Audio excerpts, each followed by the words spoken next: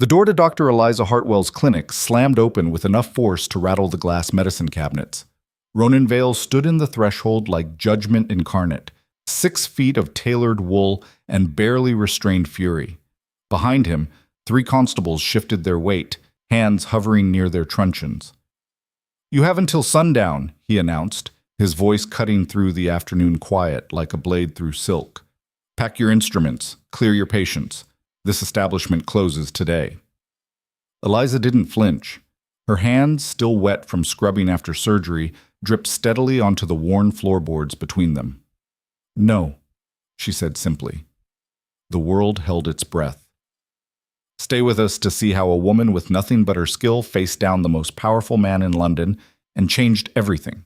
Drop a comment with your city below and let us know if you'd have the courage to stand your ground. The summer of 1887 brought 2 things to London's East End: a cholera scare that sent the wealthy fleeing to their country estates, and Ronan Vale's determination to rid Whitechapel of its most scandalous resident.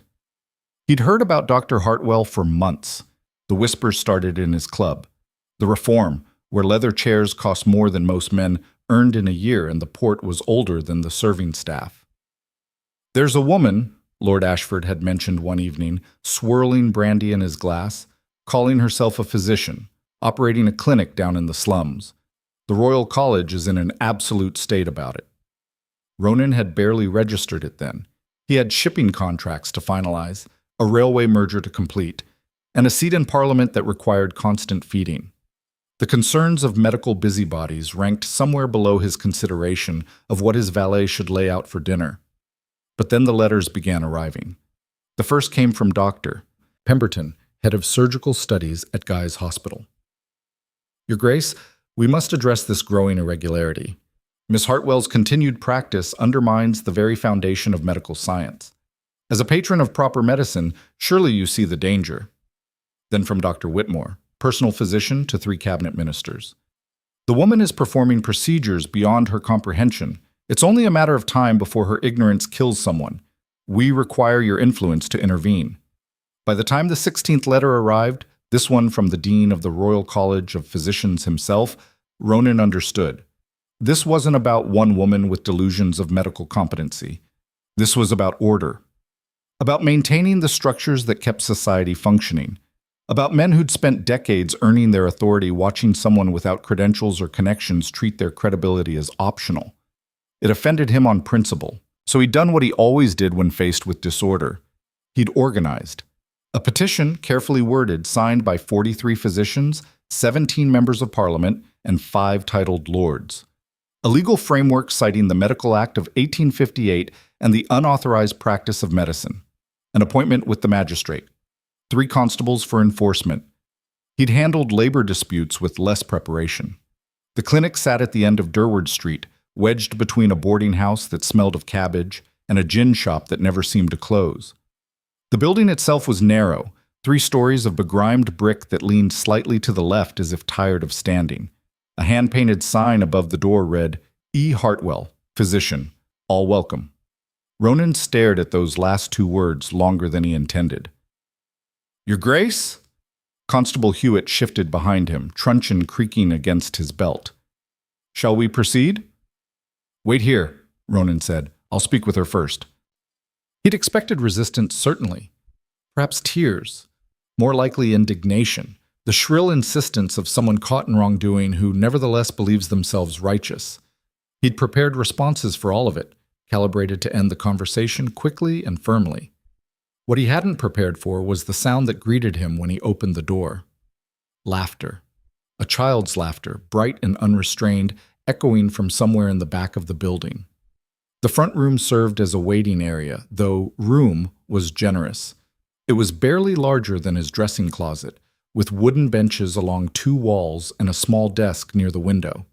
The desk was organized chaos, papers stacked in precarious towers, a ledger open to a page covered in neat handwriting, a cup of tea gone cold beside a half-eaten piece of bread. But it was clean. Obsessively so. The floors gleamed despite their age. The windows, though facing an alley that probably hadn't seen sunlight since the Normans invaded, were spotless. Even the air smelled wrong for Whitechapel. Not the usual mix of coal smoke, unwashed humanity, and open sewers, but something sharp and chemical that made his nose itch. Carbolic acid, he realized. She was using Lister's techniques. The child's laughter came again, followed by a woman's voice. "Hold still now, Tommy. Just one more stitch, and you can terrorize the neighborhood cats again." "It don't hurt much," a boy's voice replied, trying to sound brave and mostly succeeding. "Not like when I fell off the roof last month." "Well, next time you're chasing those cats, perhaps stay on ground level?" "Where's the fun in that, miss?" More laughter, warm and easy. Ronan followed the sound through a narrow doorway into what served as the examination room. It was even smaller than the waiting area, dominated by a surgical table that looked like it had been scrubbed within an inch of its existence. Glass-fronted cabinets lined one wall, filled with bottles and instruments arranged with military precision. A woman in a blood-stained apron stood with her back to him, bent over a boy of perhaps 10 who sat on the table, his left arm extended. She was stitching a gash that ran from his elbow to his wrist. "You're very lucky," she said, her hands moving with quick confidence. "Another inch to the right, and you'd have severed the radial artery. Then we'd be having a much less pleasant conversation." "What's a radial artery?" "The thing that keeps blood inside your arm where it belongs." "Oh." The boy processed this. "Would I have died?" "Possibly, but you didn't, so let's not dwell on hypotheticals. There, finished. How does it feel?" The boy flexed his fingers experimentally. "Weird. Tight." "That's the stitches. Don't pick at them. Come back in a week and I'll remove them." She turned to wash her hands in a basin, finally noticing Ronan. "We're closed for—" She stopped. Her eyes, he noticed with irritation, were the color of strong tea, and they swept over him with the same clinical precision she'd just applied to the boy's arm. Taking inventory. Calculating. "You're not a patient," she said. It wasn't a question. "Dr. Hartwell, I presume." "Miss Hartwell." She dried her hands on a cloth, methodical. "Or Dr. Hartwell, if you prefer accuracy over convention. And you are?" The boy on the table swiveled his head between them like watching a tennis match. "Ronan Vale, Duke of Thornfield." Her expression didn't change. No curtsy, no widening of eyes, no automatic deference. She simply nodded once and turned back to the boy. "Tommy, there's peppermint candy in the top drawer of the desk. Take 2 pieces and show yourself out. Mind those stitches." "Yes, miss. Thank you, miss." "Thank." The boy scrambled down, remembered something, attempted an awkward bow toward Ronan that nearly sent him sprawling, and fled. The silence he left behind felt dense. "I'm closing your clinic," Ronan said, deciding directness was the most efficient path. "I have a legal writ, a petition signed by 43 medical professionals, and the authority to remove you from these premises by force, if necessary." Dr. Hartwell began unbuttoning her apron. "I see. And the charge?" "Unlicensed practice of medicine, fraud, endangering public welfare." "Interesting."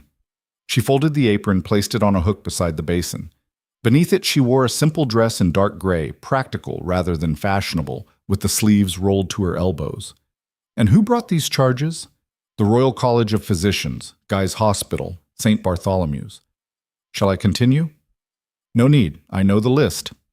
She moved to one of the glass cabinets, began organizing instruments that were already organized. "They've been trying to shut me down for 2 years.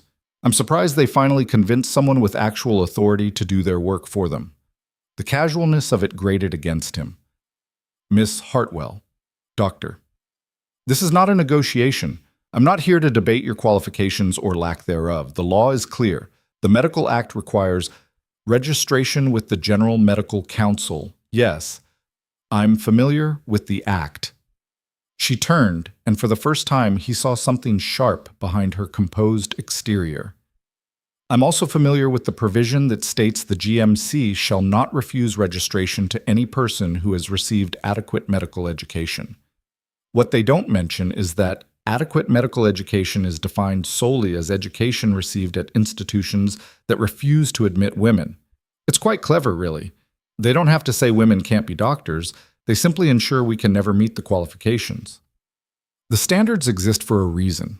The standards exist to preserve power. There's a difference. Ronan felt his jaw tighten. He'd been warned she'd be difficult. No one mentioned she'd be articulate. Regardless of your personal feelings about the medical establishment, 3 patients, she interrupted. Give me 3 patients. Let me show you what I do here, and then tell me whether this clinic deserves to close. I didn't come here to tour your facility. No, you came here to shut it down based on the word of men who've never set foot in Whitechapel, who've never treated anyone too poor to pay, and who've never had to prove their competence because their gender did it for them. She moved toward the door leading back to the waiting room. 3 patients, Your Grace. That's all I ask.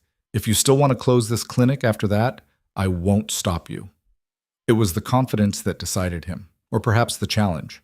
Ronan hadn't gotten where he was by backing down from challenges. Very well. 3 patients. She nodded once and opened the door. Mrs. Chen, you can come in now. An elderly Chinese woman entered, moving slowly, one hand pressed against her side. Dr. Hartwell guided her to a chair, speaking in what sounded like Cantonese. The woman responded, and whatever she said made Dr. Hartwell's mouth tighten. Pneumonia, she said to Ronan, switching to English. 4th recurrence this year. Her boarding house is overcrowded, damp, and the landlord refuses to make repairs. Every winter, the same residents get the same infections. Then she needs better housing, not medical treatment. She needs both. But since I can't fix the housing, I treat what I can. Dr. Hartwell opened a cabinet, removed a bottle and a spoon. This is a tincture of ipecac and squill. It'll help clear her lungs. I'm also giving her willow bark for the fever and inflammation. She measured the medicine with precision, speaking quietly to Mrs. Chen in her own language. The woman took the dose, said something that made Dr. Hartwell smile, and shuffled back toward the waiting room. Patient 2, Dr. Hartwell said. Mr. Patterson. The man who entered was younger, perhaps 30, and he walked with a pronounced limp. His face bore the gaunt look of chronic pain poorly managed. How's the leg, James? Same as always, Doc. Screams when it rains, whimpers when it don't. Let's take a look. What followed was a careful examination that made Ronan uncomfortable in its intimacy. Mr. Patterson's leg, he learned, had been crushed in a factory accident 3 years prior. A surgeon at the London hospital had recommended amputation. Mr. Patterson had refused and been turned away. The bone healed wrong, Dr. Hartwell explained, her fingers tracing along the man's shin with professional detachment. He's got chronic osteomyelitis, bone infection. Most physicians would still recommend amputation. And you? Ronan asked, because he was starting to understand this was important. I recommend cleaning the wound regularly, managing the pain, and letting him keep his leg. She looked at Mr. Patterson. You're never going to walk normally, James. You know that. Aye, but I'm walking. That's what counts. She prepared another mixture, honey, he noticed, mixed with something she scraped from a moldy orange. This goes on the wound twice daily. The mold helps fight infection. Mold, Ronan repeated. Yes. Your Grace is welcome to find it absurd, but Mr. Patterson's infection rate has dropped significantly since we started this treatment. Mr. Patterson left with a jar of the honey mold mixture and strict instructions Ronan suspected he'd actually follow. 3rd patient, Dr. Hartwell said. This time, a young woman entered. She couldn't have been more than 17, and she held herself with the particular stillness of someone trying very hard not to cry. Miss Sarah, come sit. The girl sat, hands clenched in her lap. I'm late again, Dr. Hartwell. 3 weeks now. Dr. Hartwell's expression softened in a way it hadn't for the previous patients. And the father? Says it ain't his, says I was with other men. Her voice cracked. I weren't. I swear I weren't. I believe you, Sarah. Dr. Hartwell took the girl's hands. Here's what's going to happen. I'm going to examine you to confirm the pregnancy. Then we're going to discuss your options. I can't keep it. Tears now, sliding down young cheeks. Ma says if I bring shame on the family, she'll turn me out. I got nowhere to go, Dr. Hartwell. I can't. I don't know what to... Breathe. Just breathe. Dr. Hartwell's voice was steady, anchoring. Let's confirm first, then we'll talk. Your Grace, you'll need to wait outside for this. Ronan found himself in the waiting room, staring at the wall, trying not to think about what was happening in the examination room. trying not to think about the silence that had fallen after the girl's crying stopped. When Dr. Hartwell emerged 15 minutes later, she was alone. "Sarah's staying in my apartment upstairs tonight," she said, her voice carefully neutral. "I've given her pennyroyal tea and ergot. If the pregnancy is as early as she believes, it should resolve within 24 hours. Ronan stared at her. "You just terminated a pregnancy." "I just helped a 17-year-old girl who was raped by her employer and then blamed for it." "That's illegal." "So is letting her throw herself in the Thames, which is what she told me she planned to do if I couldn't help." Dr. Hartwell met his eyes. "Judge me if you'd like, Your Grace, but I sleep well at night." The silence stretched. "Those are your 3 patients?" she said finally. "An elderly immigrant with recurring pneumonia, a factory worker trying to keep his leg, a girl with no choices. None of them would be treated anywhere else in this city. Guy's Hospital would turn them away at the door.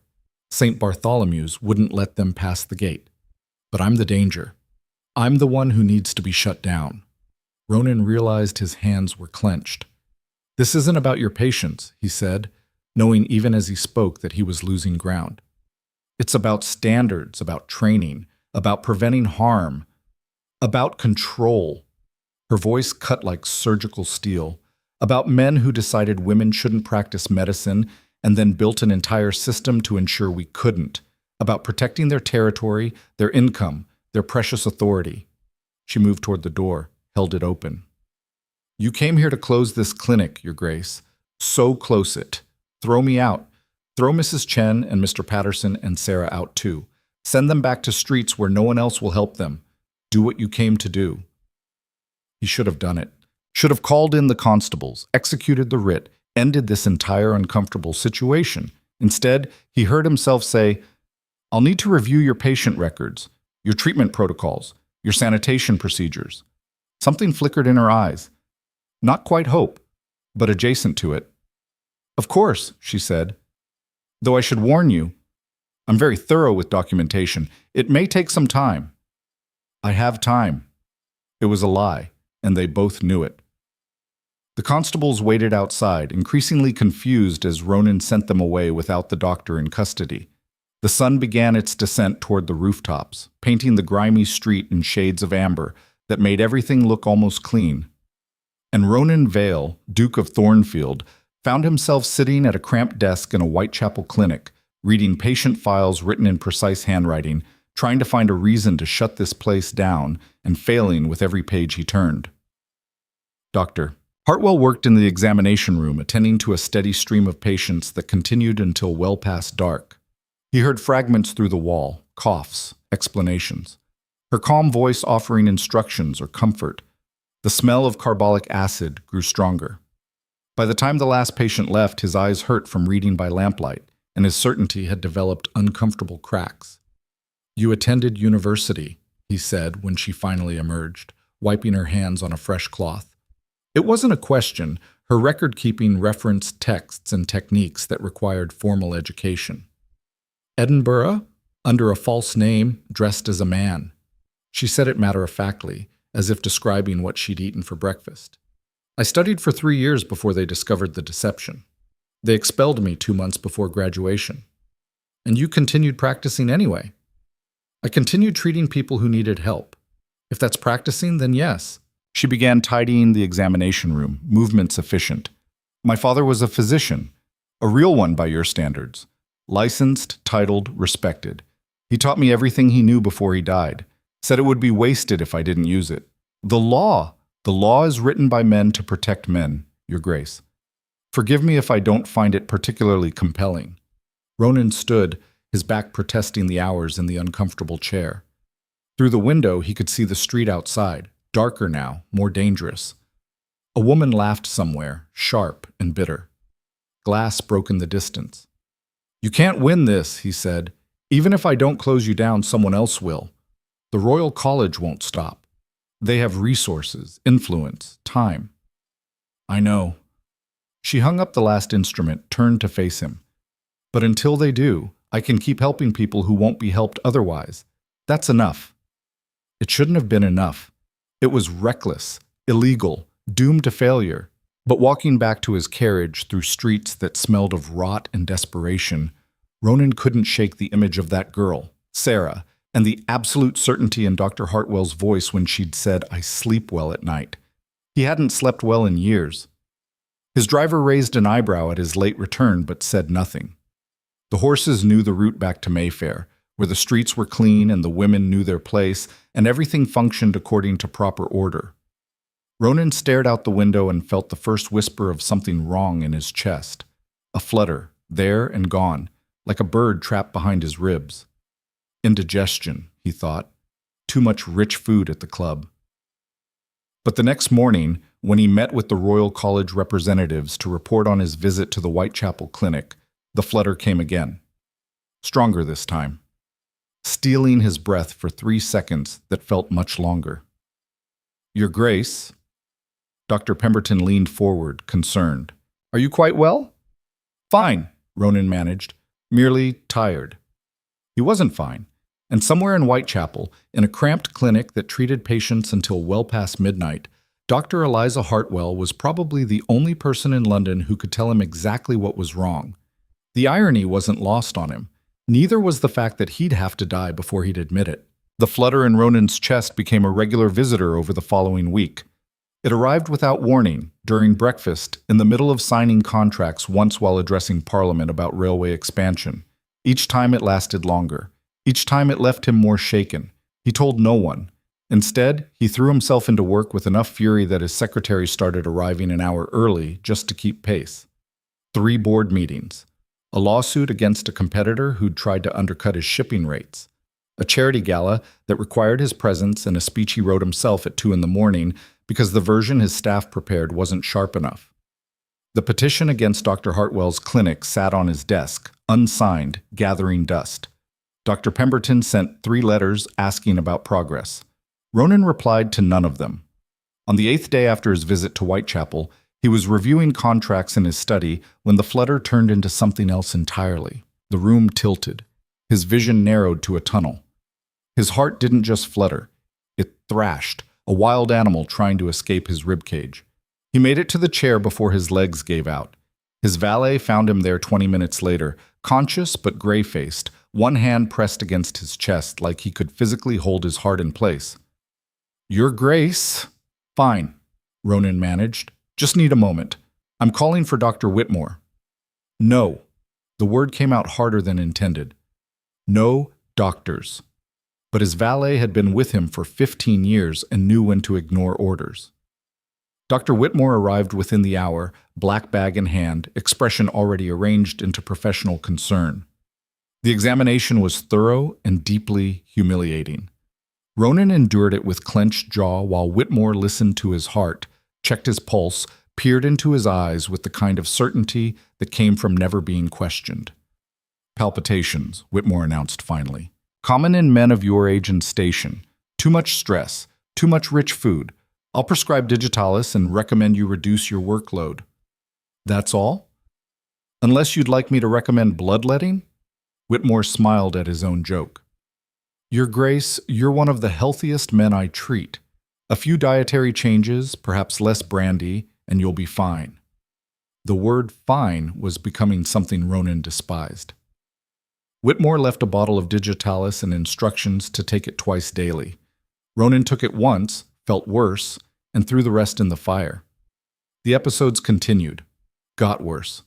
By the end of the second week, he was having 3 or 4 a day, each one leaving him exhausted and furious and scared in a way he hadn't been since he was 12 years old watching his father die.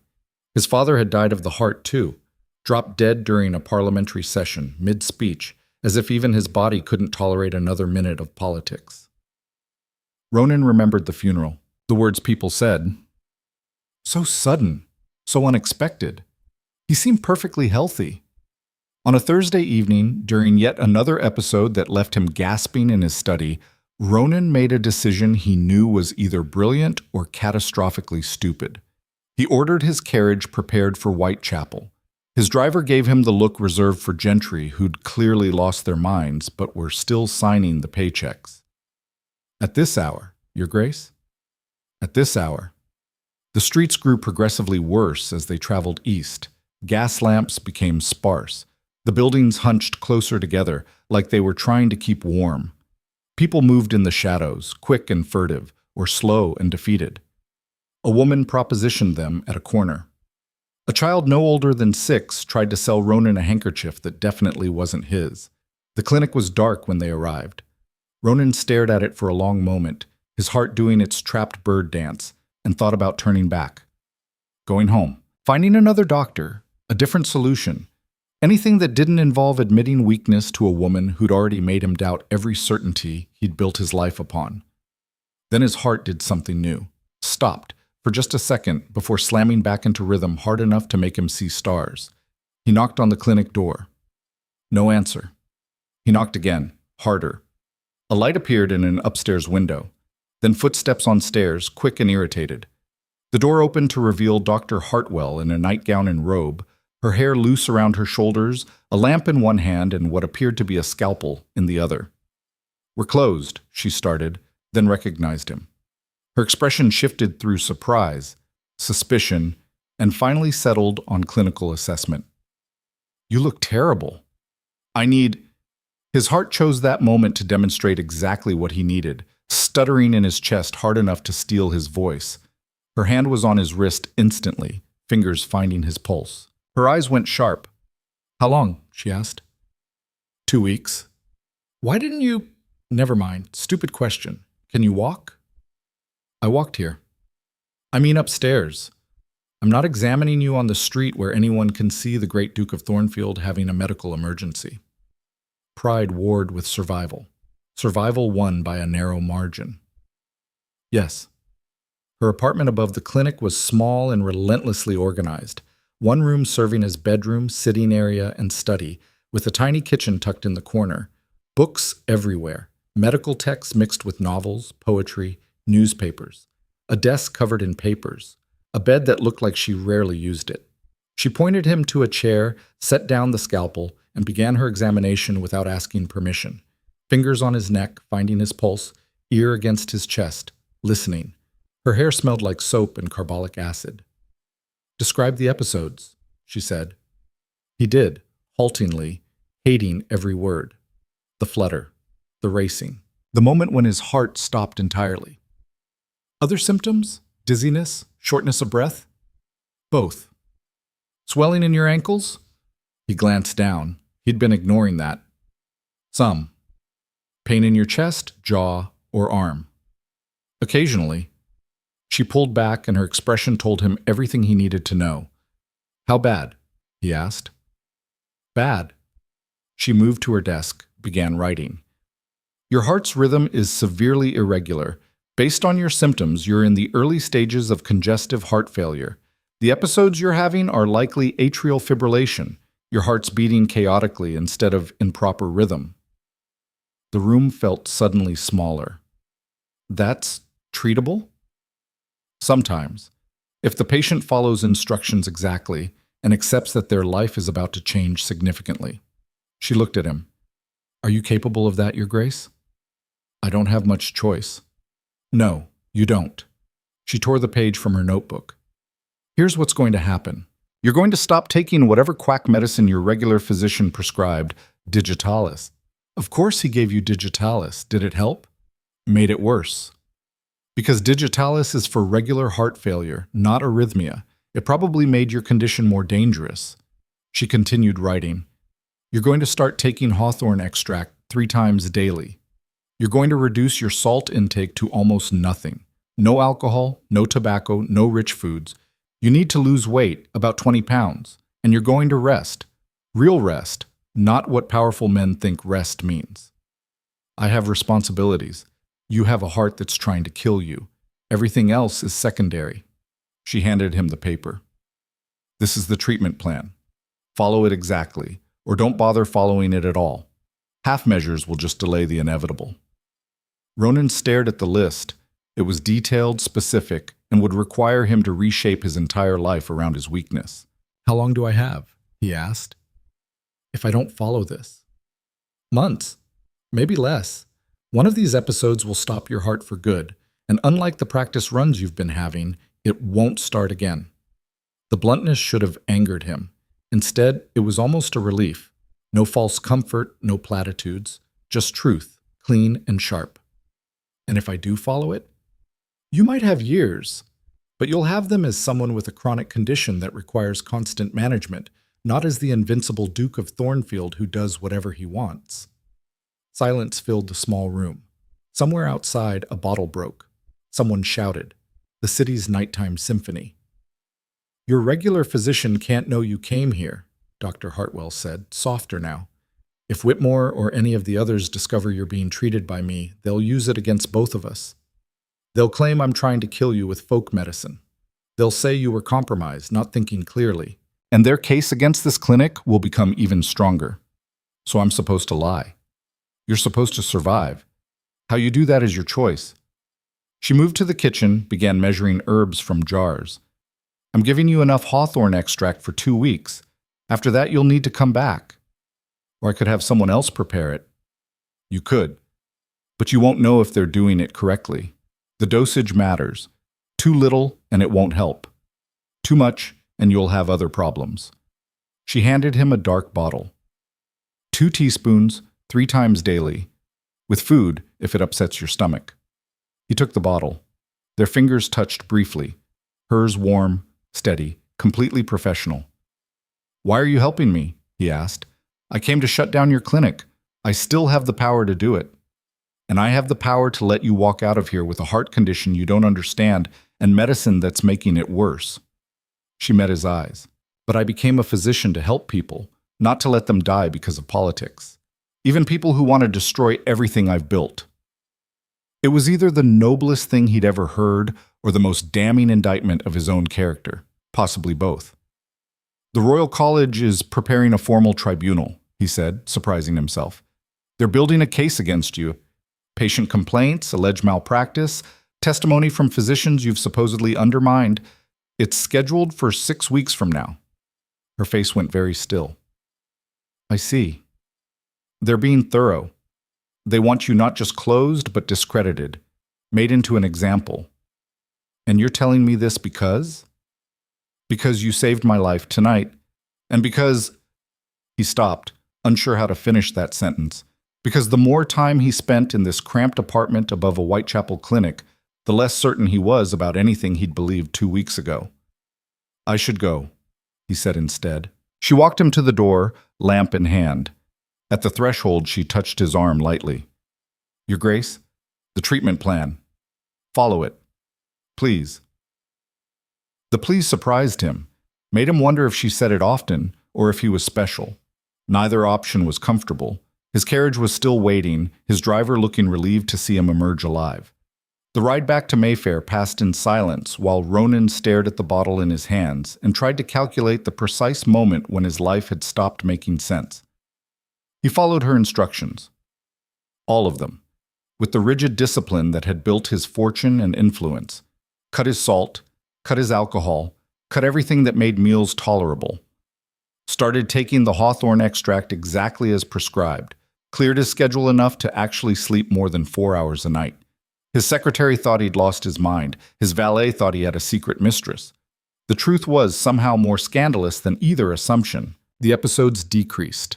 Not immediately, but gradually, like a storm slowly passing.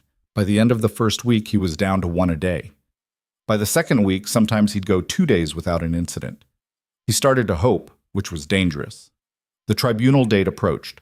Ronan attended meetings with the Royal College, listened to their evidence being assembled, watched them build their case with the same precision he'd once used to destroy business competitors. Dr. Pemberton was particularly enthusiastic. We have 12 patients willing to testify that Miss Hartwell provided inadequate care, 6 documented cases of procedures performed without proper surgical technique, and testimony from 4 physicians who witnessed her claiming credentials she doesn't possess. What about successful treatments? Ronan asked. The room went quiet. I'm sorry, Pemberton said. You have 12 patients claiming inadequate care. How many successful treatments has she performed? That's not relevant. It seems relevant. If you're claiming she's a danger to public health, surely the number of patients she's helped versus harmed matters. Pemberton's expression hardened. Your Grace, I'm not sure you understand the magnitude. I understand perfectly. I'm asking if your case accounts for the full picture or just the parts that support your conclusion. He shouldn't have asked, shouldn't have shown his hand, but watching them construct their narrative while carefully excluding anything that contradicted it made him physically ill. After the meeting, Lord Ashford cornered him in the hallway. "Ronan, a word." They'd known each other since university. Ashford was one of the few people who could use his first name without permission. "You're defending her," Ashford said quietly. "Why?" "I'm asking questions. That's not the same thing." It's close enough to make people wonder. And wondering leads to speculation. Speculation about why a duke would suddenly care about some woman playing doctor in Whitechapel. Ashford's voice dropped lower. "Be careful. You have enemies who would love a scandal." "I'm always careful." "You're always certain. That's not the same thing." Ashford glanced around, making sure they were alone. "Whatever your interest in this woman, abandon it. The tribunal will destroy her. Don't let it destroy you too." Ronan went home and stared at the bottle of hawthorn extract that was keeping him alive. 2 days before the tribunal, he returned to the clinic. Not at night this time, mid-afternoon, when the waiting room was full of people who scattered like startled birds when he entered. Dr. Hartwell appeared in the examination room doorway, saw him, and something crossed her face too quickly to read. "I need to examine you," she said. "Follow me." The examination room was exactly as he remembered. She checked his heart, his pulse, asked about symptoms with clinical detachment. "You're improving," she said finally. "The arrhythmia is less frequent. How are you sleeping?" "Better." "Diet?" "Following your instructions." "Good." She made notes in a ledger. "Continue the current dosage for another month, then we can try reducing it slightly." "I won't be coming back in a month." Her hand stopped mid-word. "Why not?" "The tribunal. After it's over, I can't be associated with you. It's too dangerous for both of us." "I see."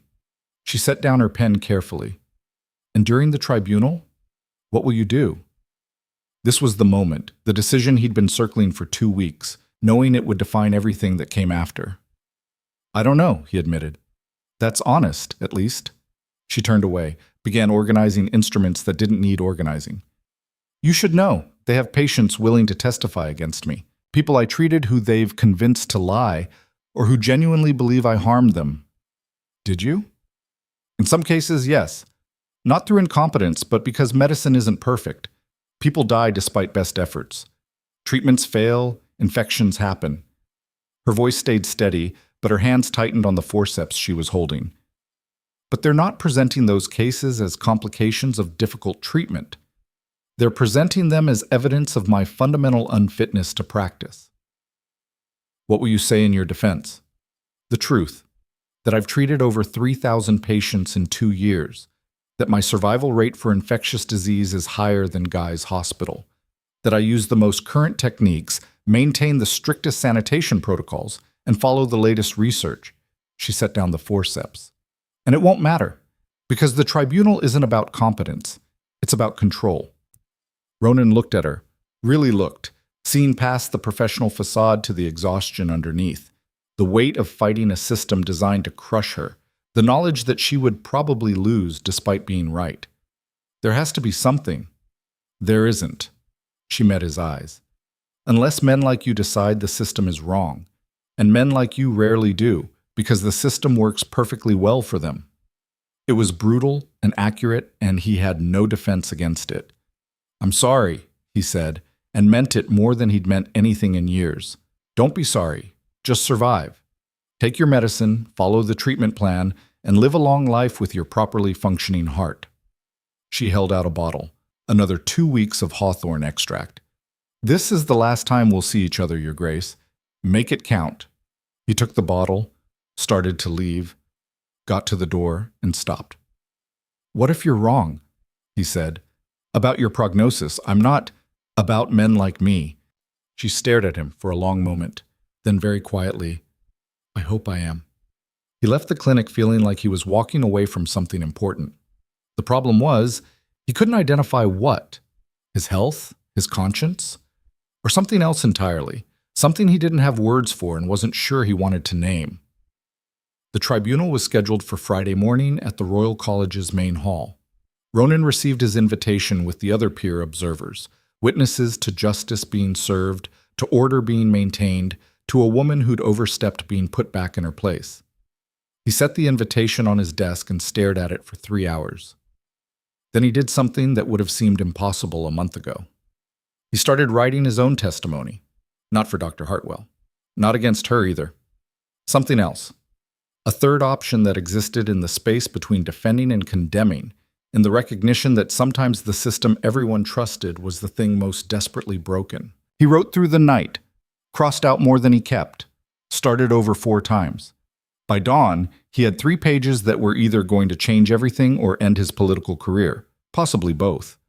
His hands shook slightly as he sealed the document, not from his heart this time, that was beating steady and strong thanks to the medicine prepared by a woman his world wanted to erase. The irony was so sharp it could cut. Friday morning arrived cold and gray, the sky threatening rain it wouldn't deliver.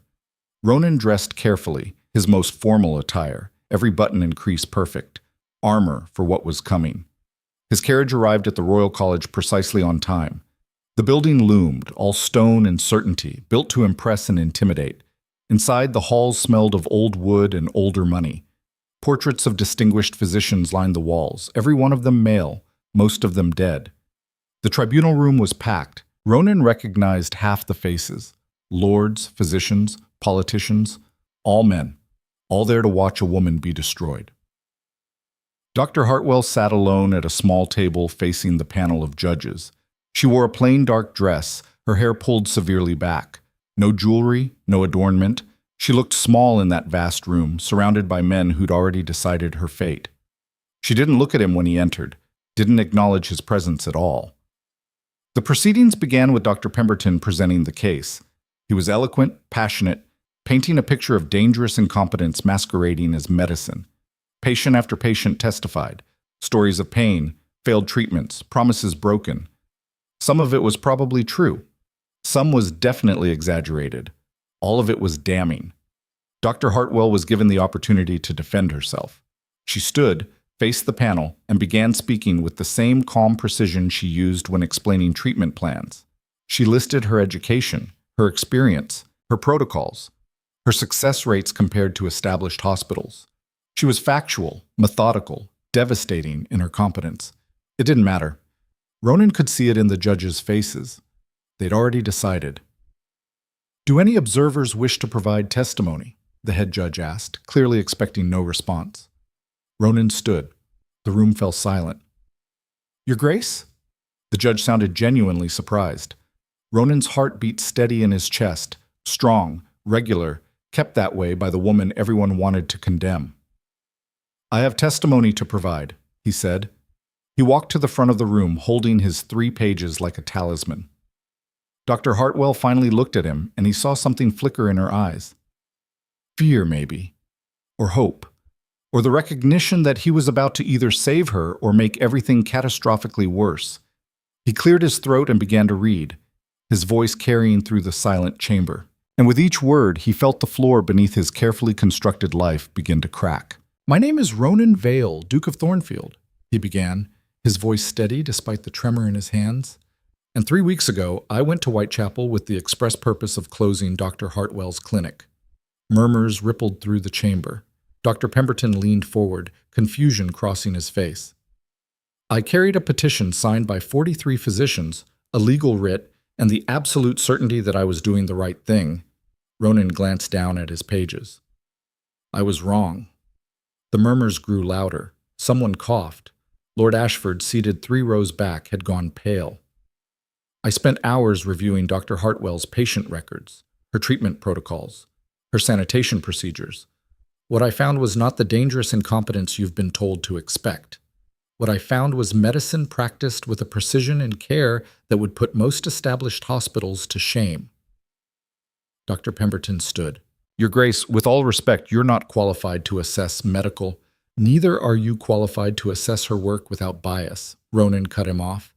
"You've never set foot in her clinic, never observed her treating patients, never examined her records with anything resembling objectivity. You decided she was dangerous before you had any evidence, and then you collected only the evidence that confirmed what you'd already determined." The head judge banged his gavel. Your Grace, this is highly irregular. So is a tribunal stacked with judges who signed the petition against the defendant before the hearing even began. Ronan met the judge's eyes. I recognize 4 signatures on that petition sitting on this panel right now. This isn't a fair hearing. It's a formality before a predetermined conclusion. Chaos erupted. Physicians shouted. The judges conferred frantically.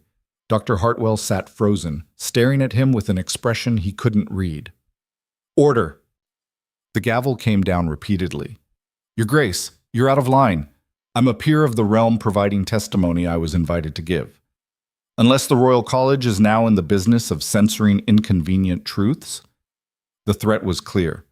Ronan might not be able to stop this tribunal, but he could make it public, could drag every detail of their bias into newspapers and Parliament, could turn this from a quiet professional matter into a scandal that would stain everyone involved. The head judge's jaw tightened. Continue, but mind your accusations. Ronan looked at his pages and made a decision. He set them aside. Dr. Hartwell saved my life, he said. The room went absolutely silent. 2 weeks ago, I was suffering from cardiac arrhythmia. Severe, progressive, potentially fatal. I'd been treated by one of London's most respected physicians, a man sitting in this room right now, who prescribed medication that made my condition worse. He unbuttoned his jacket, pulled out the bottle of hawthorn extract. Dr. Hartwell correctly diagnosed my condition and provided treatment that has stabilized my heart. I would be dead without her intervention. Dr. Whitmore shot to his feet. This is absurd. Your Grace, you came to me with minor palpitations. I came to you dying. You told me I was fine. You were suffering from stress and overindulgence, nothing more.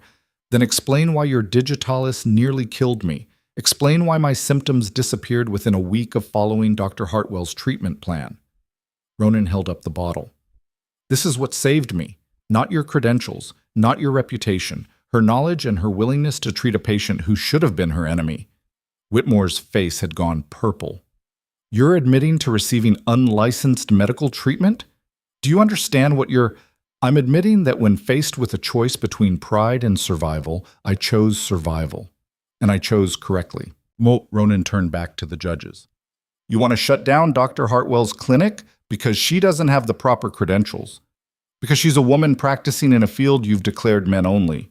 But credentials mean nothing if the care provided is inadequate, and gender means nothing if the skills are real. Your Grace, the head judge's voice was cold. Your personal experience, while noted, doesn't change the fundamental facts. Miss Hartwell practices medicine without a license. That is illegal regardless of outcome. Then change the law. Another eruption of noise. Ronan raised his voice over it. Change the law that says women can't be licensed because they can't attend schools that won't admit them. Change the law that values credentials over competence. Or admit that this tribunal isn't about protecting patients, it's about protecting territory. Dr. Pemberton was on his feet now too. This is outrageous. Your Grace, you've been deceived by a charlatan. I've been treated by a physician more skilled than half the men in this room. The only deception here is the one you're perpetrating by calling this a fair hearing. You're defending her because she's gotten her hooks into you somehow. I'm defending her because she's right and you're wrong. The simplicity of it cut through the chaos. For a moment, everyone just stared. Then Lord Ashford stood. Your Grace, a word, now. It wasn't a request.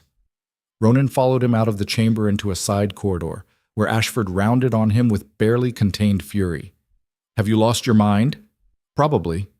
You just admitted to receiving illegal medical treatment in front of the entire Royal College. Do you understand what you've done? I understand perfectly. No, I don't think you do. Ashford moved closer, dropping his voice. They'll use this against you, against her. You've just given them proof of exactly what they've been claiming, that she's practicing medicine, that she's treating patients, that she's breaking the law.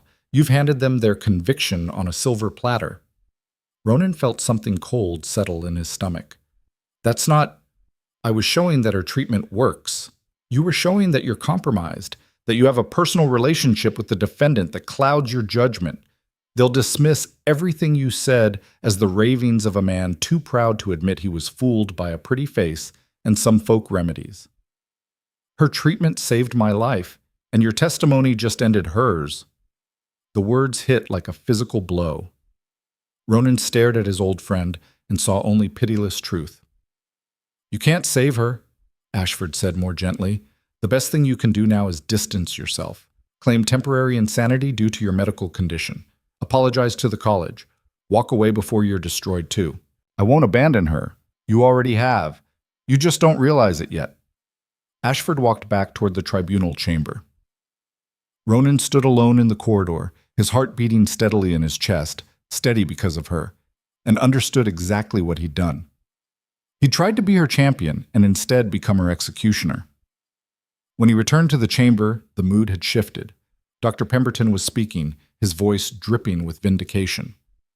Proves exactly what we've been saying, that Miss Hartwell preys on the vulnerable and desperate, that she uses her gender and her charisma to manipulate men of influence, that she's not a physician, but a confidence artist who's managed to deceive even a duke. Dr. Hartwell sat very still, her face expressionless. Your Grace's testimony, while dramatic, actually strengthens our case, Pemberton continued. He admits to receiving treatment from an unlicensed practitioner. He admits to keeping this treatment secret. He admits to abandoning proper medical care in favor of folk remedies.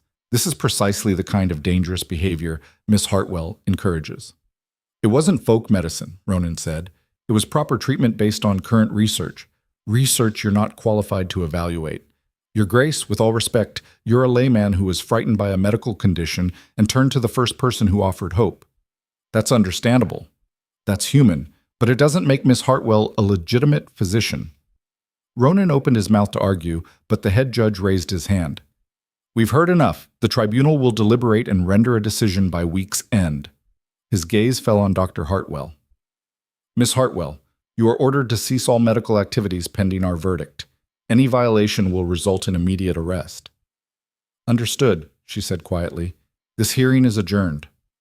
The gavel came down with the finality of a coffin closing. People began filing out. Ronan tried to reach Dr. Hartwell, but she was surrounded immediately by court officers.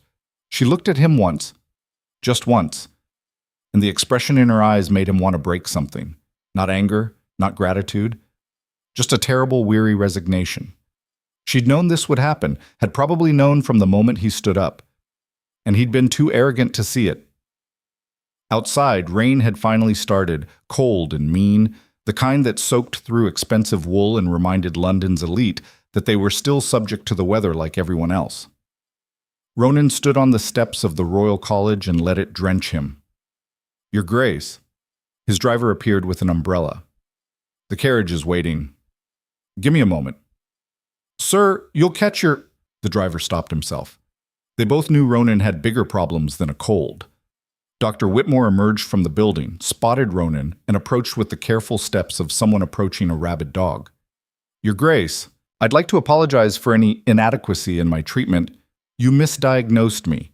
Your medication made me worse, and you did it with absolute certainty because you've never been wrong before in your pampered career. Ronan turned to face him. How many patients have you killed, Whitmore? How many people died because you were too arrogant to question your own limitations? Whitmore paled. That's... Your Grace, you're clearly still unwell. I'm clearer than I've been in years, and I'm done with you. Send your bill to my secretary. I'll pay it out of courtesy, but if you ever approach me again claiming to practice medicine, I'll make it my personal mission to expose every mistake you've ever made. He walked away before Whitmore could respond, climbed into his carriage, and gave his driver an address that made the man's eyebrows rise. Whitechapel, sir? Are you certain? Very. The clinic was dark when they arrived. The door was locked. Ronan knocked anyway, harder and harder until his knuckles hurt. No answer. He tried the door to the upstairs apartment, also locked. She's not there, your lordship. A woman's voice from across the street, one of the prostitutes who worked this corner. Saw her leave an hour ago with a bag. Looked like she wasn't planning to come back. Ronan's heart did something painful that had nothing to do with arrhythmia. Did she say where she was going? Do I look like her social secretary? But the woman's expression softened slightly. Try the docks. Heard her mention Southampton once. Got family there, maybe. He threw her a coin worth more than she'd earn in a week and climbed back into the carriage. The docks were chaos even in the rain. Ships loading, sailors shouting, merchants arguing over prices, prostitutes offering services, pickpockets working the crowds. Ronan moved through it all with single-minded focus, checking ticket offices, asking questions, bribing dock workers for information. He found her at the 4th pier, waiting for a ship that would depart for Southampton in 2 hours. "Dr. Hartwell?" She turned, saw him, and something crossed her face too quickly to identify. "Your Grace? Come to finish the job?" "I came to apologize." "Bit late for that." I know I made everything worse.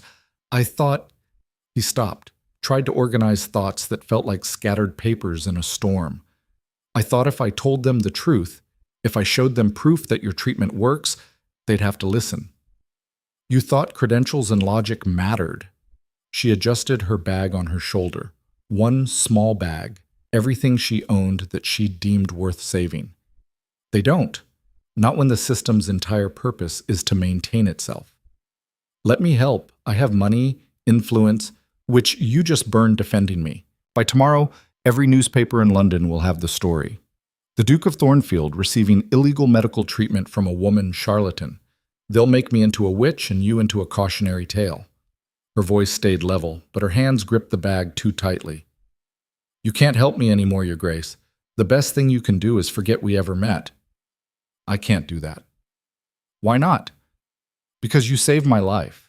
Because you were right about everything. Because standing in your cramped clinic, watching you treat patients that no one else would touch, I felt something I haven't felt in 20 years. Belief in someone other than myself." He said none of those things. Instead, "What will you do in Southampton?" "Disappear. Start over.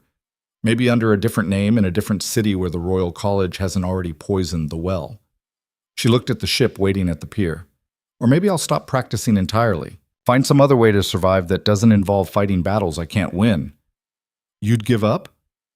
"I'd stop breaking myself against walls built specifically to keep me out." Her eyes met his. "You should too, Your Grace. Go home. Take your medicine.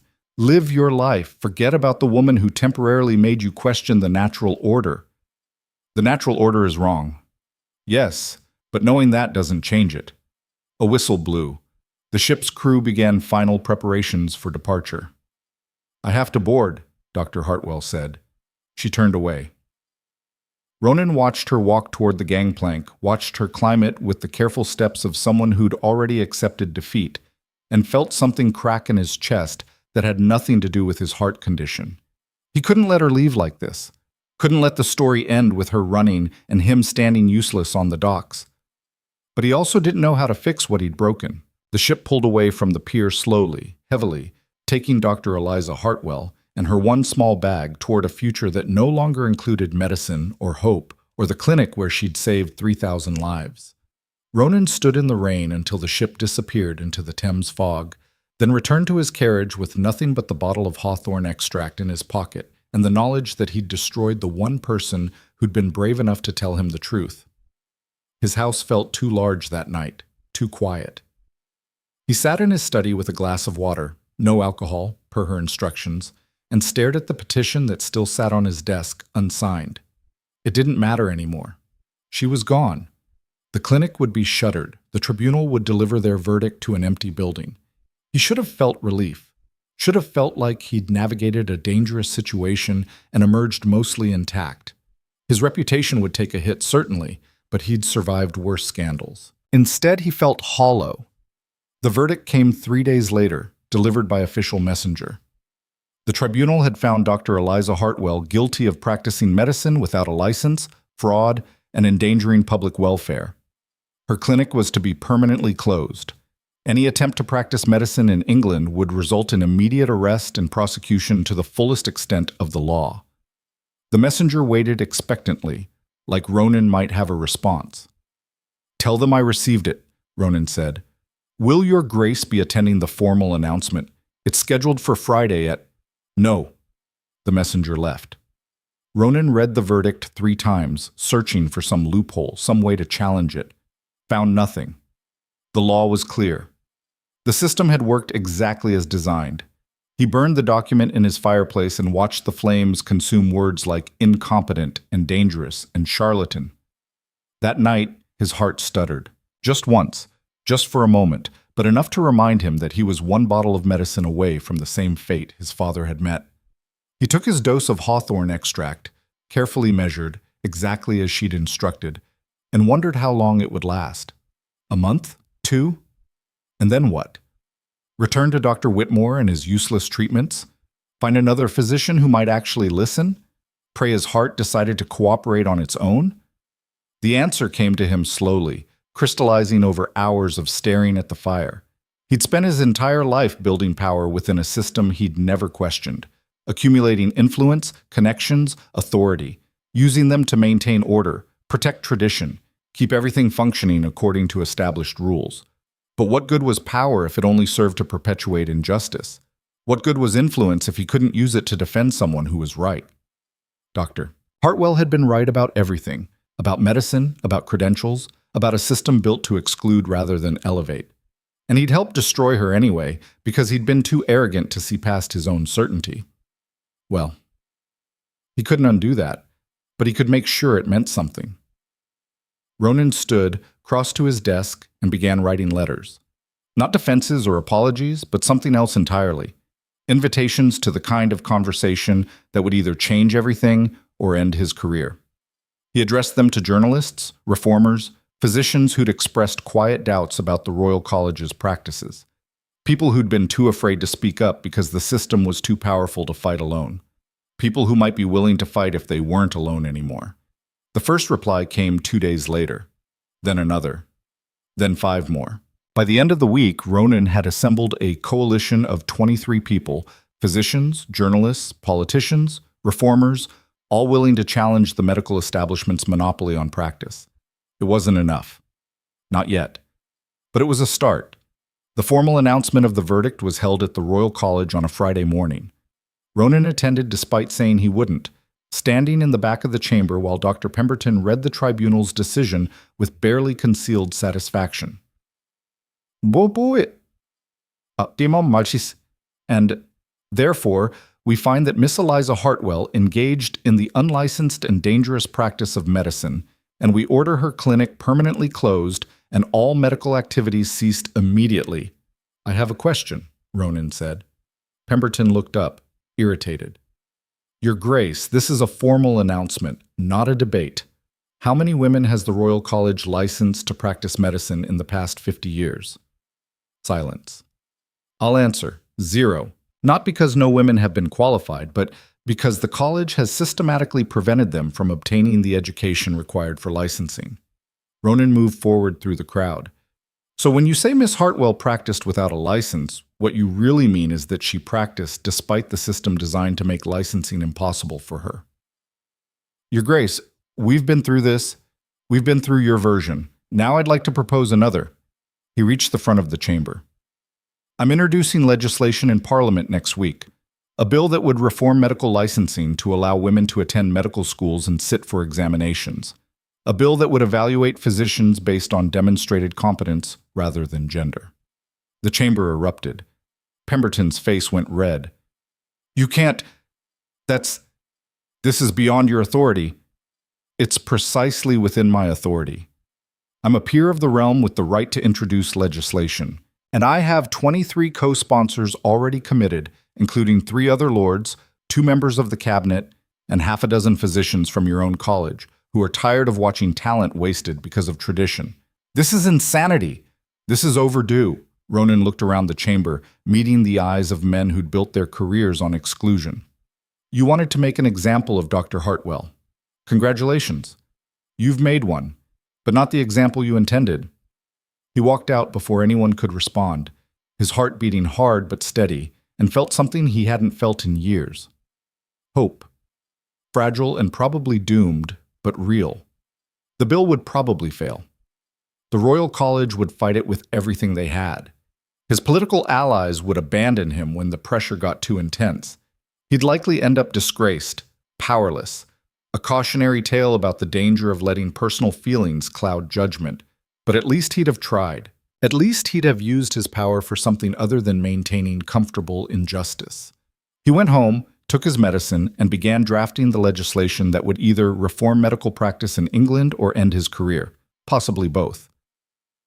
3 days later, at 2 in the morning, his butler woke him with news that someone was at the door demanding to see him immediately.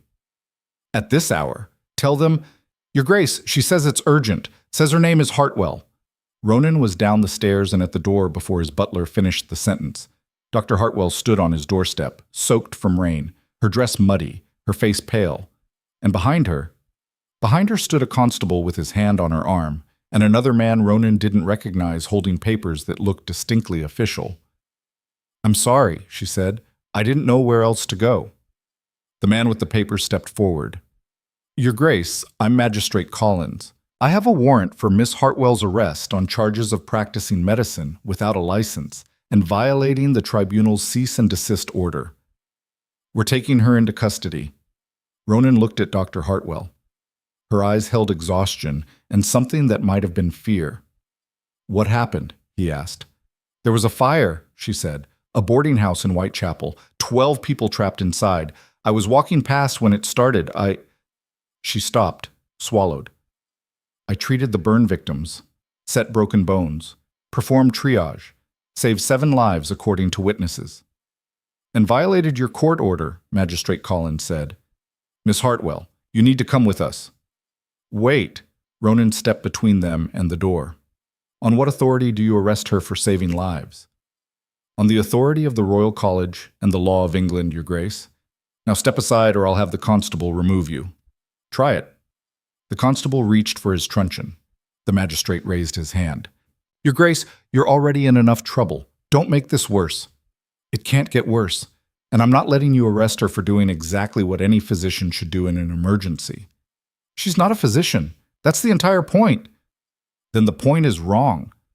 They stared at each other, Ronan blocking the door, the magistrate holding his warrant, the constable with his hand on his weapon, and Dr. Hartwell standing between them looking like she might collapse from exhaustion.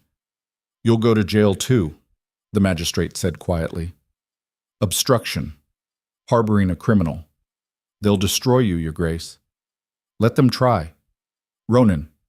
Dr. Hartwell's voice cut through the tension. She'd never used his first name before.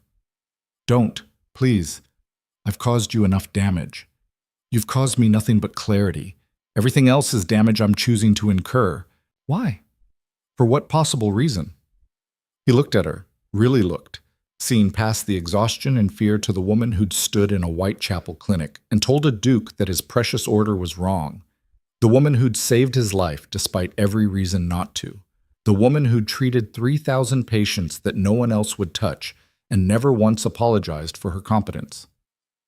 "Because you're worth fighting for, he said simply.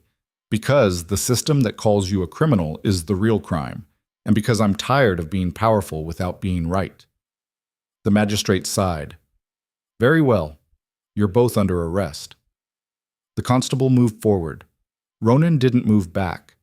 And in that moment, standing in his doorway at 2 in the morning, defending a woman the world wanted to destroy, about to be arrested for the first time in his privileged life, Ronan Vale finally understood what power was actually for. Not maintaining order, not protecting tradition, fighting for truth even when truth stood no chance of winning. The constable's hand closed on his arm, and Ronan let himself be led away into the rain-soaked London night, his steady heartbeat proof that sometimes the most dangerous person in your life is the one who saves it. The holding cells beneath Bow Street Magistrate's Court smelled of unwashed bodies, stale beer, and something darker that Ronan didn't want to identify. The stone walls wept with condensation. Somewhere down the corridor a man sobbed rhythmically, the sound echoing off the damp stones like a heartbeat. Ronan sat on a wooden bench that had probably given splinters to 1,000 criminals before him and tried not to think about the fact that his entire life had just collapsed in the span of 20 minutes. "Your Grace," the guard who'd processed his arrest, a younger man who'd kept apologizing, appeared at the cell door. "Your solicitor is here." Martin Blackwell swept into the cell like he owned it, which, in a sense, he did. Ronan had kept him on retainer for 15 years. In that time, He'd handled contracts worth millions, navigated 3 lawsuits, and once made a fraud charge disappear through what he'd called creative interpretation of maritime law. He'd never had to bail his client out of jail. "Well," Blackwell said, setting down his leather case, "this is new." "How bad?" "Depends on your definition. Legally, manageable. They're charging you with obstruction and harboring, both misdemeanors. I can have you out by morning with a fine that won't even dent your quarterly income." "And politically?" Blackwell's expression answered before his words did. "Every major newspaper will run this story by afternoon. The Times is already setting type for the headline, 'Duke arrested defending unlicensed lady physician.' The Morning Post is going with 'Thornfield's folly.' And the Gazette, well, they're having fun with it. Something about nobility and impropriety." "The bill?" "Your co-sponsors are distancing themselves as we speak. By noon tomorrow, you'll have maybe 3 supporters left. By week's end, none." Blackwell sat on the bench beside him. "Ronan, what were you thinking?" "That she was right, and everyone else was wrong." "Right doesn't matter if you're powerless, and you're about to be very powerless." Blackwell pulled papers from his case. "Here's what happens next. I get you released. You issue a statement claiming temporary unsoundness due to your medical condition. You apologize to the Royal College. You withdraw your bill. You never see Dr. Hartwell again. With luck, you salvage maybe half your reputation." "No, I wasn't asking. I was explaining the only path forward that doesn't end with you completely destroyed." "Then I'll be destroyed." Blackwell stared at him. "You're serious?" "Completely." "Why?" "She's just one woman, one clinic, one lost cause among thousands. Why throw away everything for this?" Ronan thought about how to answer that. About Dr. Hartwell standing in her cramped examination room, hands steady as she stitched a boy's arm. About her voice when she'd said, "I sleep well at night." About the absolute certainty in her eyes when she'd called the system wrong and meant it. "Because someone has to," he said finally. "Because power means nothing if you only use it to maintain comfortable lies." "That's very noble. It's also very stupid." But Blackwell's voice had softened slightly. "What do you want me to do?" "Get Dr. Hartwell released, whatever it takes." "And you?"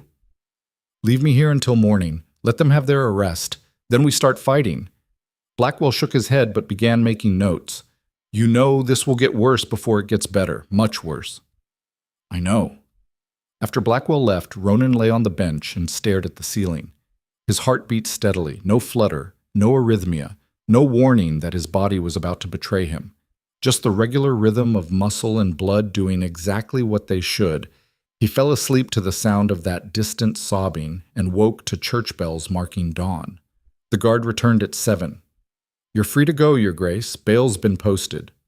Ronan emerged into morning light that felt aggressive. His carriage waited, and so did a crowd. Journalists mostly, but also curious onlookers who'd heard that a duke had been arrested and wanted to see what disgrace looked like in expensive clothing.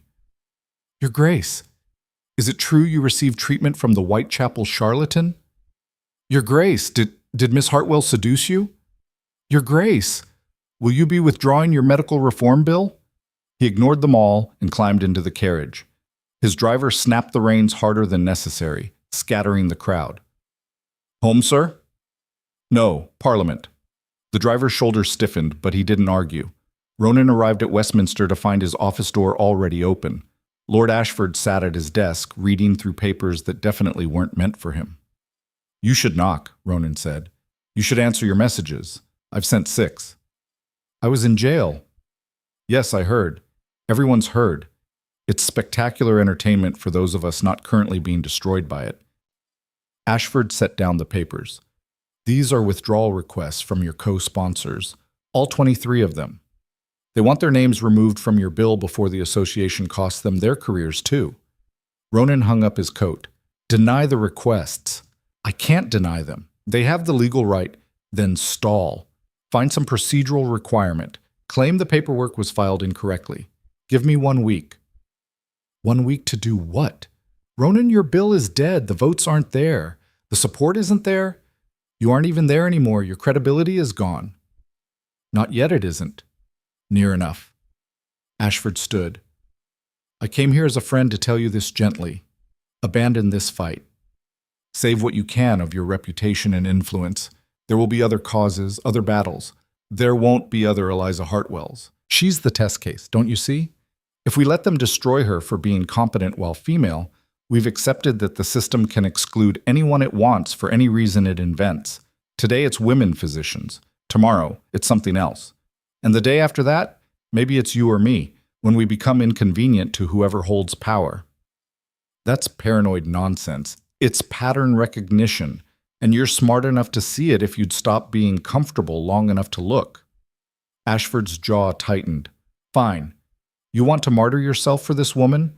Be my guest, but don't expect the rest of us to join you on the pyre. He left. Ronan sat at his desk and began drafting letters to his remaining co-sponsors, the three who hadn't withdrawn yet.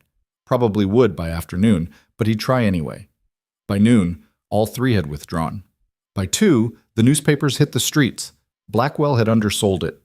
The coverage was worse than expected. The Times ran a political cartoon showing Ronan kneeling before a woman in a witch's hat labeled Lady Quack.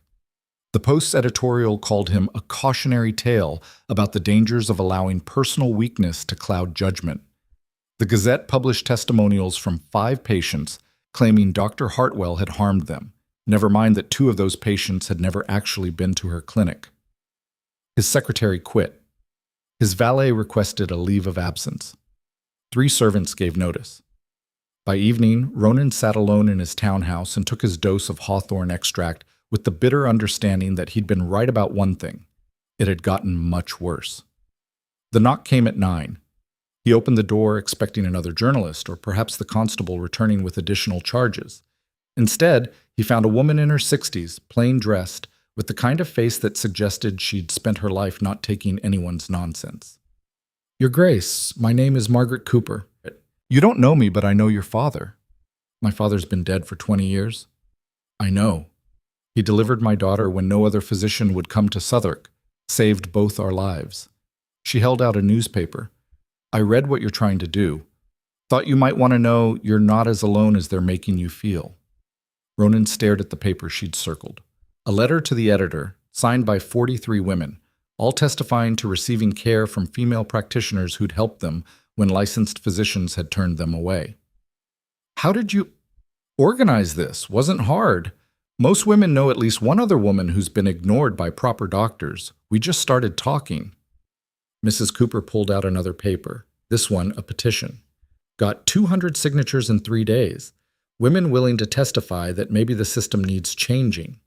The Royal College won't care about women's testimony. Maybe not, but their husbands might, their brothers, their fathers. She pressed the petition into his hands. We're not powerful, Your Grace, but we're not invisible either. Not if someone bothers to look. She left before he could properly thank her. Ronan stood in his doorway holding a petition signed by women whose names he didn't recognize, whose voices the system was designed to ignore, and felt something shift in his chest that had nothing to do with his heart. Maybe he wasn't alone. Maybe he'd just been looking for allies in the wrong places. The next morning, he hired a new secretary, a young man fresh from university who admitted he'd only taken the job because his sister was a midwife who'd been prosecuted for practicing medicine after she'd saved a woman's life during a complicated birth. They fined her 50 pounds, the secretary, Thomas, said. 50 pounds for saving a life because she wasn't properly licensed. My family had to sell our piano to pay it. Your sister, Ronan said. Is she still practicing? Not openly. She's too afraid of arrest, but she still helps women who can't afford proper physicians. Just does it in secret now, because that's what the law forces her to do. I'd like to meet her? Thomas looked surprised. Sir? If I'm going to fight for medical reform, I should understand who I'm fighting for. Your sister's one of them. I'd like to hear her story directly. By week's end, Ronan had met with 14 women, midwives, herbalists, nurses who'd learned medicine through practice rather than formal schooling. Each had stories of helping patients, saving lives, and being prosecuted for it. Each had been forced underground by a system that valued credentials over competence, and each agreed to testify if Ronan could get them a hearing. They won't let us in the room, one woman said. We're not physicians, not lords, not anyone who matters to people like them. Then we'll make them matter. Ronan said, with more confidence than he felt. He brought the testimonials to Blackwell, who read them with increasing disbelief. You want to submit these to Parliament? I want to submit them everywhere. Parliament, the newspapers, the Royal College. I want to make it impossible to ignore how many people the current system is failing. They'll dismiss them as anecdotes, emotional appeals from uneducated women. Let them. Every dismissal makes them look more callous. Every refusal to listen proves my point about the system being broken. Ronan leaned forward. The Royal College thinks they've won because they've destroyed my reputation. But reputation was never the point. Change is the point, and you don't need to be respectable to be right. Blackwell was quiet for a long moment. Then, you're going to lose. Probably. But you're going to try anyway. Yes. You're either the bravest man I know or the most foolish. Can't I be both? Despite himself, Blackwell smiled. I'll file the testimonials. But don't expect miracles. The testimonials went public on a Wednesday. By Thursday, the Royal College had issued a statement calling them fabrications from women seeking attention and financial gain. By Friday, 3 of the newspapers had published rebuttals claiming the women were either lying or too ignorant to understand that their treatments had been dangerous. But by Saturday, something unexpected happened. A physician named Dr. Edmund Garrett published a letter in The Lancet admitting that he'd referred patients to a female herbalist because her treatments for chronic pain were more effective than his own. He was immediately censured by the Royal College, which only made his letter spread further. Then a member of Parliament whose daughter had been treated by a midwife for complications during birth stood up in Commons and demanded an investigation into why qualified women were being prosecuted while incompetent licensed physicians faced no consequences for fatal mistakes. Then the Times, the same Times that had run the mocking cartoon, published an editorial calling for medical reform, noting that perhaps the scandal is not that women practice medicine, but that we've built a system that makes their competence illegal.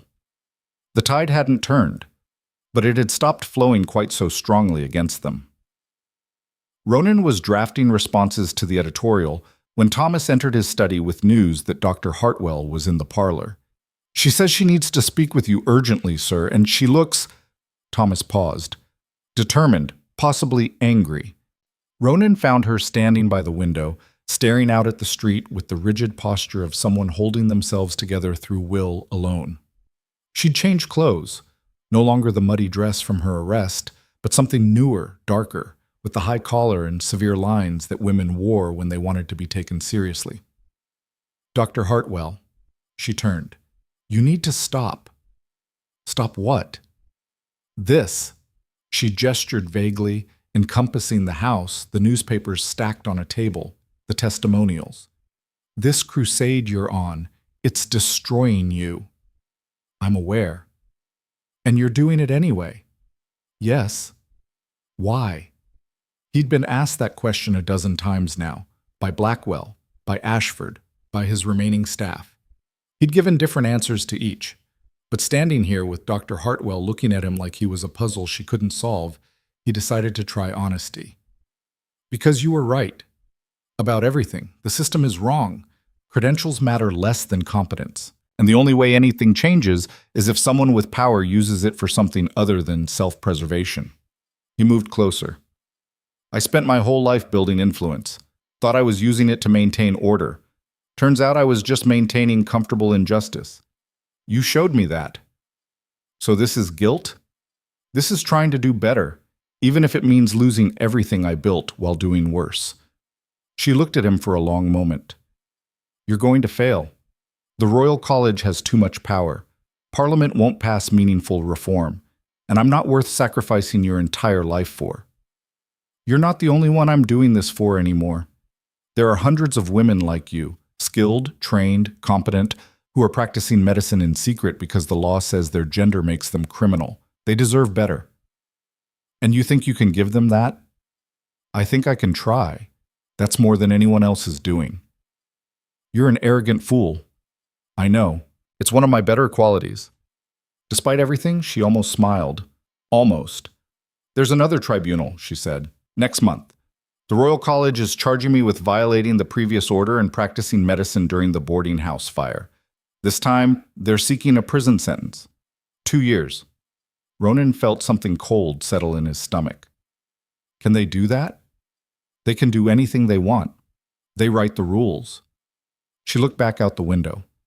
My solicitor says my best option is to plead guilty, accept a fine, and promise never to practice again. If I do that, they'll drop the prison sentence. And if you don't? Then we go to trial. They parade witnesses who'll testify I'm dangerous. I defend myself with the truth. And I probably lose anyway, because truth doesn't matter when the judges have already decided. You saved 7 lives in that fire. I broke the law doing it. That's all they care about. She turned back to him. I came here to tell you to stop fighting for me. But also, she stopped, seemed to be wrestling with something.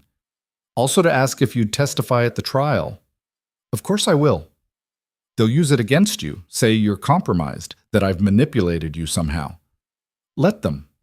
My reputation is already destroyed. Might as well make it count for something. You're really not very good at self-preservation. I'm learning from the best. This time she did smile. Small, tired, but real. The trial is in 4 weeks, she said. My solicitor wants to meet with any witnesses before then, prepare testimony, coordinate strategy. Can you? I'll be there. Whatever you need. She nodded once and turned to leave. At the door she paused. Your Grace, Ronan, thank you for trying, even if it doesn't work. It will work, he said with more certainty than he felt. Somehow. After she left, Ronan sat down and began planning, not just for the trial, but for everything that would come after.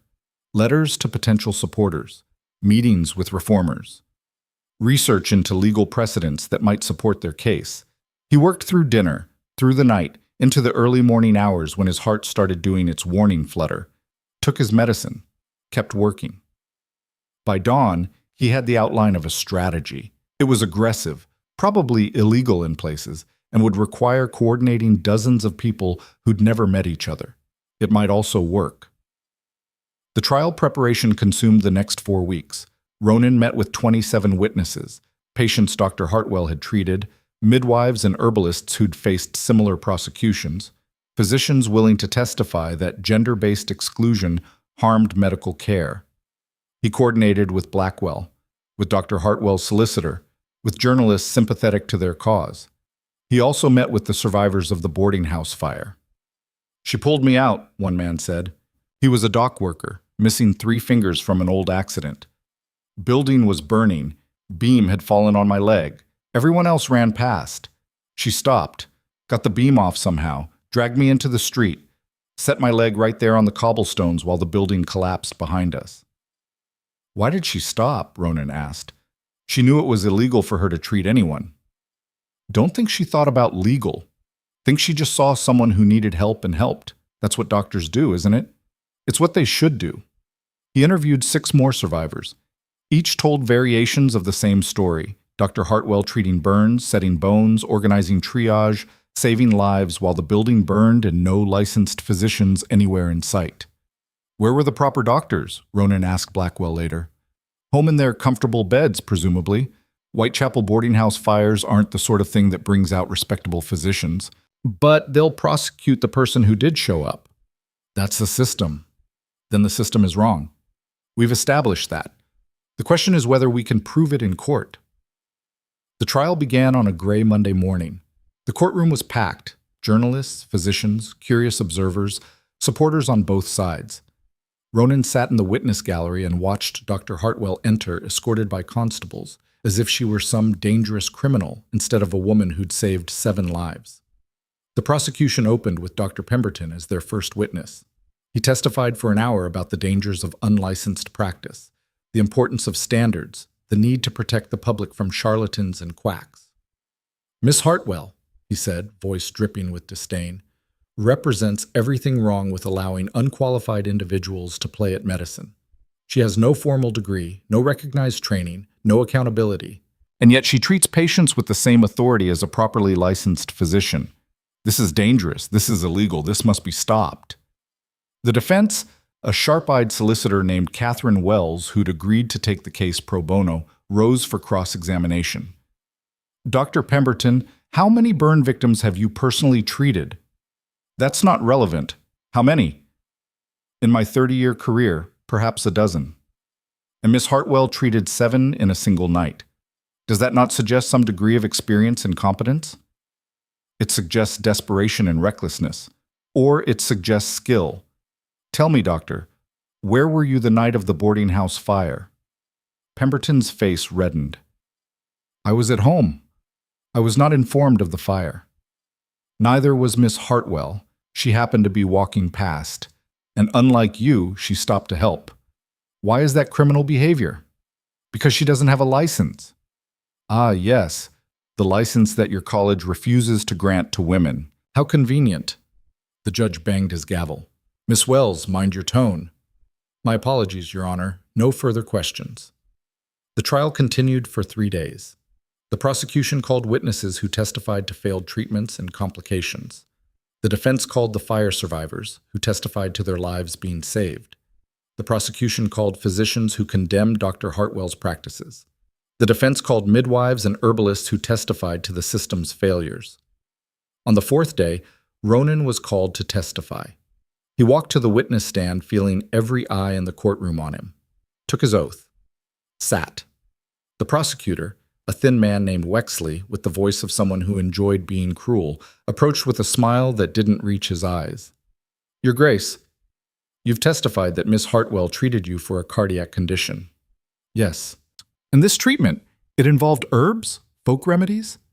It involved accurate diagnosis and appropriate medicine based on current research into cardiac arrhythmia.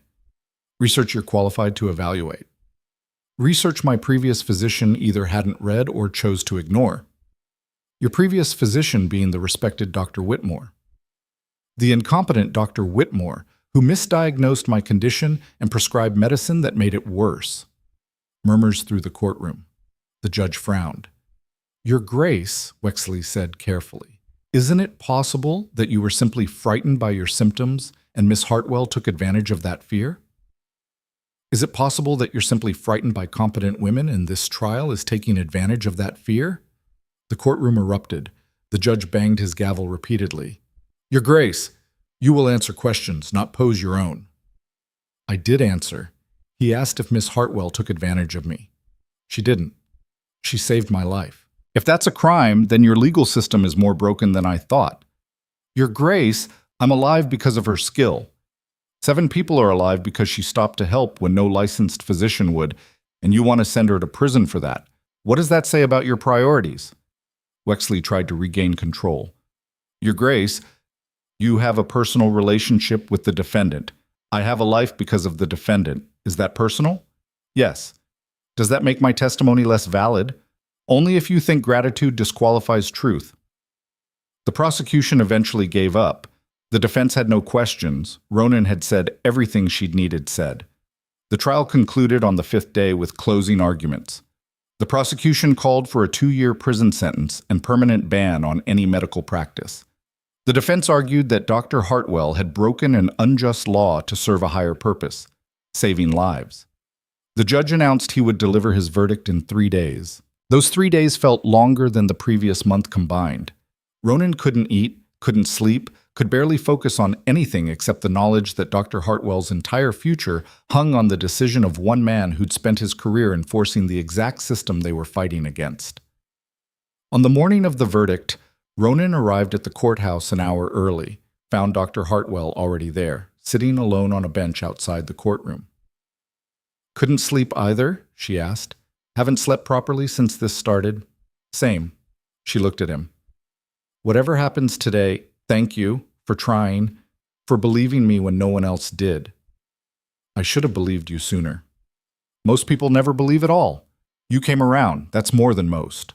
The courtroom filled. The judge entered. Everyone rose, then sat. The judge cleared his throat. This court has reviewed all testimony and evidence in the case of Crown versus Eliza Hartwell. I will now deliver my verdict. The room held its breath. On the charge of practicing medicine without a license, I find the defendant guilty. Dr. Hartwell's face went pale, but stayed composed. On the charge of violating the tribunal's cease and desist order, I find the defendant guilty. Ronan's hands clenched. However, the judge looked directly at Dr. Hartwell. In consideration of the circumstances, specifically the defendant's actions during the boarding house fire, which undeniably saved multiple lives, this court finds that imprisonment would serve no purpose beyond satisfying vindictive impulses. Ronan felt his heart skip. Therefore, the sentence is as follows: a fine of £100 to be paid within 30 days. And Miss Hartwell is hereby banned from practicing medicine within the City of London. Not prison. Not 2 years. Just a fine and a geographic restriction. It wasn't a victory, but it wasn't complete destruction either. The judge wasn't finished. Furthermore, this court notes for the record that the current medical licensing system creates situations where skilled practitioners are forced to choose between following the law and saving lives. This is untenable. I am recommending to Parliament that the Medical Act be reviewed and reformed to address these systemic failures. The courtroom erupted into noise. Dr. Hartwell sat frozen. Ronan felt something break loose in his chest, not his heart, but something he'd been holding too tight for too long. The judge banged his gavel one final time. This case is concluded. Court is adjourned. Outside the courthouse, journalists swarmed. Dr. Hartwell gave a brief statement thanking the court and saying nothing that could be used against her. Ronan said even less. They escaped to his carriage, where they sat in silence for a long moment. "You won," Ronan said finally. "I was convicted and banned from London." "You're not in prison. The judge called for reform. That's more than we had yesterday." She laughed, sudden, startled, slightly hysterical. "We just redefined victory as not completely destroyed. That's where we are now. That's where we've always been. We just finally won one." She looked at him, and something in her expression softened. "What happens now?" "Now?" Ronan thought about it, about the judge's recommendation, about the testimonials still circulating, about Mrs. Cooper's petition and Thomas's sister and all the women still practicing medicine in secret because the law gave them no other choice. "Now we finish what we started," he said. "The judge called for reform. Let's make sure Parliament actually does it. You can't be serious. Your reputation is destroyed. Your allies have abandoned you. You have no political capital left. I have truth. I have evidence. I have testimonials from hundreds of women and the survivors you saved. That has to be worth something. In a just world, maybe. We don't live in a just world. Then we build one." He met her eyes. "You've been fighting alone for 2 years. Let me fight with you. We'll probably lose, but at least we'll lose trying to do something that matters." She studied him for a long moment, then, very quietly, "You really are an arrogant fool." "I know, but I'm your arrogant fool if you'll have me." "In what capacity?" "Ally, partner, fellow troublemaker." He paused. "Whatever you need." She smiled, tired but genuine. "I need someone who won't quit when things get difficult." "I haven't quit yet." "No," she agreed. "You really haven't." The carriage pulled away from the courthouse, carrying them toward a future that was uncertain and probably difficult, and definitely would require more fighting than either of them wanted to do. But for the first time since this whole mess started, Ronan felt something he'd almost forgotten. Hope. Real, solid, earned hope. They'd survived the first battle. Not won, not completely, but survived. And sometimes survival was the first step toward victory. The judge's recommendation landed on the desks of Parliament 3 days after the verdict. Ronan knew because he'd personally delivered copies to 47 members, everyone he could still reach, everyone who hadn't explicitly told him to stay away. Most wouldn't read it. Some would throw it directly in the fire. A few might actually consider it. He needed 12 votes to get the bill to committee. Right now, he had 4. "We're going to lose," Blackwell said, reviewing the latest count. They sat in Ronan's study, surrounded by papers and half-empty teacups, and the growing evidence that passion didn't overcome political reality. "Probably," Ronan agreed. "Then why continue?" "Because losing while trying beats winning by staying silent." Blackwell rubbed his eyes. "I'm starting to understand why you and Dr. Hartwell get along. You're both terrible at accepting defeat." Doctor Hartwell had left London as required, relocating to a small cottage in Kent that Ronan had quietly purchased under a false name. She wasn't practicing, technically, but she'd started writing. Articles about medical treatment, sanitation, the science behind folk remedies. Ronan had connections at several medical journals. 3 had agreed to publish her work anonymously. It wasn't treating patients, but it was something. The vote was scheduled for 3 weeks out. Ronan spent those weeks in a blur of meetings, arguments, and increasingly desperate negotiations. He called in favors, made promises he'd probably regret, and discovered that political capital worked like money. Once you spent it, getting more required either luck or compromise. He had little luck left, and he was done compromising. 2 days before the vote, Lord Ashford appeared at his door. "I'm not here," he said, pushing past Ronan into the study. "If anyone asks, we haven't spoken in weeks." "Understood. Why are you here?" "Because you're about to get destroyed, and I can't watch it happen without at least trying to stop you." Ashford poured himself a drink. Ronan's brandy, which Ronan wasn't supposed to be drinking anymore. "The vote count is worse than you think. You don't have 4 supporters. You have 2. The other 2 withdrew this morning." Ronan felt something sink in his chest. "Who?" "Morrison and Blackthorne. They were approached by Royal College representatives last night, offered research grants for their pet projects in exchange for abandoning your bill. They were bought. They were practical. Which you used to be before you decided martyrdom was more fulfilling than success." Ashford took a long drink. "Here's what happens tomorrow. Your bill comes up for vote. It fails catastrophically, maybe 15 votes out of 100.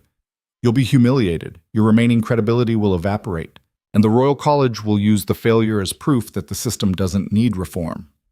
And you're telling me this because? Because I'm giving you an out. Withdraw the bill tonight. Claim you need more time to build support. It'll look like strategy instead of defeat. It'll be lying. It'll be surviving to fight another day." Ronan looked at his old friend, genuinely trying to help, genuinely believing that strategic retreat was wisdom rather than cowardice. "No," he said. "Ronan, I'm not withdrawing, even if it fails, even if I'm humiliated. Because if I withdraw now, the message is clear. Challenge the system, and they'll crush you so thoroughly you'll beg for mercy." He moved to the window. "But if I force the vote, even in defeat, the message changes. It becomes, we tried, we lost this round, but the fight continues. That's a terrible message. It's basically admitting you failed. It's admitting this battle was lost. The war continues." Ronan turned back.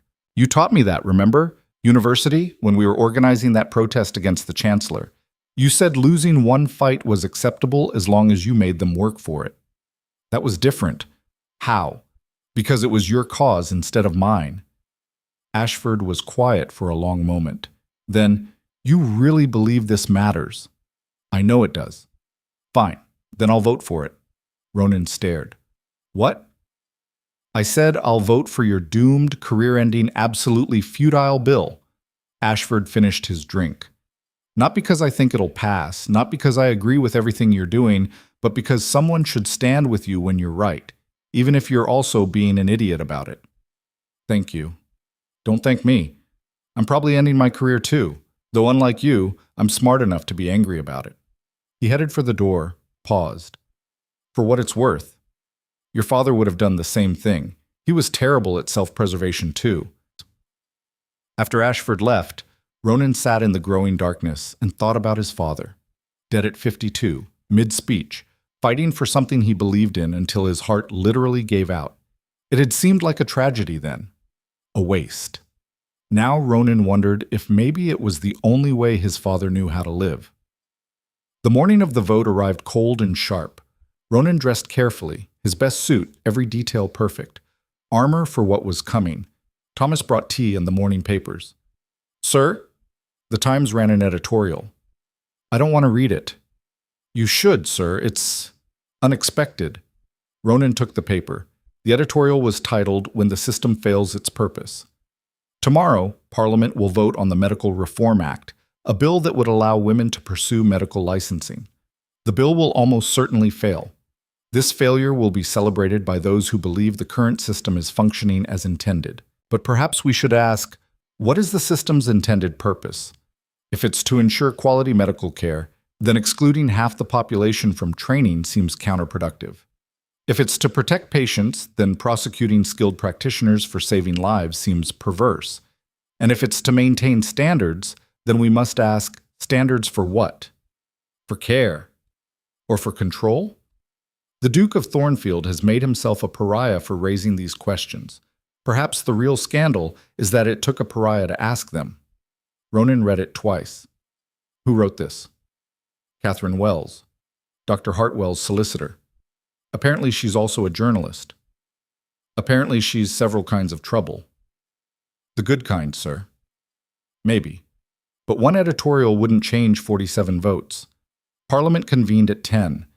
Ronan took his seat in the Lord's chamber, feeling every eye on him. Ashford sat 3 rows back, carefully not looking in his direction. The few other supporters he had, maybe 5 now, if he was lucky, scattered throughout the chamber like islands. The bill came up at 11:30. Lord Hampton, who'd agreed to present it, stood. He was old, gray, and owed Ronan a favor from a railway deal years back. This would clear the debt and probably end their relationship. My lords, I present the Medical Reform Act for your consideration. This bill would amend the Medical Act of 1858 to allow qualified women to sit for licensing examinations. The current system, point of order, Dr. Pemberton, elevated to the Lords 2 years ago, specifically to protect medical interests, shot to his feet. This bill is fundamentally flawed. It would undermine centuries of medical tradition. It would allow skilled practitioners to practice legally, Hampton countered. There's considerable difference. It would open the floodgates to unqualified charlatans, as opposed to the qualified charlatans currently killing patients with mercury and bloodletting. The chamber erupted. The speaker called for order, got it eventually, and the debate continued. Back and forth, arguments Ronan had heard 100 times. Nothing new, nothing that would change minds. By 1 o'clock, he could count the votes in his head. Maybe 20 in favor, 70 against, the rest undecided but leaning negative. They were going to lose. Badly. At 1:15, something unexpected happened. The chamber doors opened and a group of women entered. 20, 30, maybe 40 of them, led by Mrs. Cooper and the survivors from the boarding house fire. They weren't supposed to be there. The public gallery was separate, accessed through different doors, and women weren't generally welcome in the main chamber during sessions. The speaker banged his gavel. Who authorized? We authorized ourselves, Mrs. Cooper said, her voice carrying. We're here to witness the vote on whether our lives matter. This is highly irregular. So is prosecuting women for saving lives. We're staying. The chamber dissolved into chaos. Some lords demanded the women be removed. Others seemed uncertain. The women didn't move. Ronan caught Mrs. Cooper's eye. She nodded once. She'd planned this, coordinated it, brought witnesses that couldn't be ignored even if they couldn't officially testify. The speaker conferred with his advisors, clearly uncertain how to handle this breach of protocol. Finally, the visitors may stay, but any disruption will result in immediate removal. We'll be silent as the grave, Mrs. Cooper promised, which is where some of us would be if not for the woman you're voting to keep illegal. The debate resumed, but the energy had shifted. Lords who'd been comfortable dismissing theoretical women now had to do it in front of actual women whose lives had been saved by the practitioner they wanted to condemn. At 2 o'clock, Lord Ashford stood.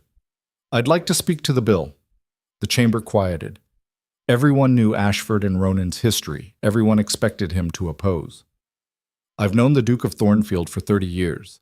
In that time, I've watched him build an empire through intelligence, determination, and absolute certainty in his own judgment. Ashford paused. That certainty made him powerful. It also made him occasionally insufferable. But 6 months ago, something changed. He began questioning assumptions he'd held his entire life. And instead of doubling down when he discovered he was wrong, he had the courage to change. He looked around the chamber. This bill isn't perfect. It won't solve every problem with medical practice. But it's a start toward acknowledging that our current system values credentials over competence and tradition over truth. And if a man as stubborn as Thornfield can change his mind when presented with evidence, perhaps we can too. He sat. The chamber was silent. Then another lord stood, someone Ronan didn't recognize. I'd like to share a story if I may. The speaker nodded. 3 years ago, my wife nearly died in childbirth. The physician attending her, licensed, credentialed, highly respected, was drunk. Our housemaid, who'd delivered babies in her village, took over, saved both my wife and my son. I reported the incident to the Royal College, requesting the physician's license be revoked and the housemaid be formally recognized. The physician was given a warning. The housemaid was prosecuted for unauthorized practice. She paid a fine that bankrupted her family. That's the system we're defending today.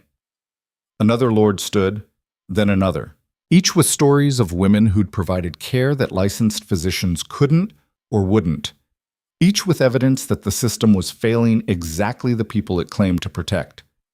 By 3 o'clock, the tide had shifted. Not completely. There were still fierce opponents, still lords who believed tradition mattered more than outcomes. But the certainty was gone.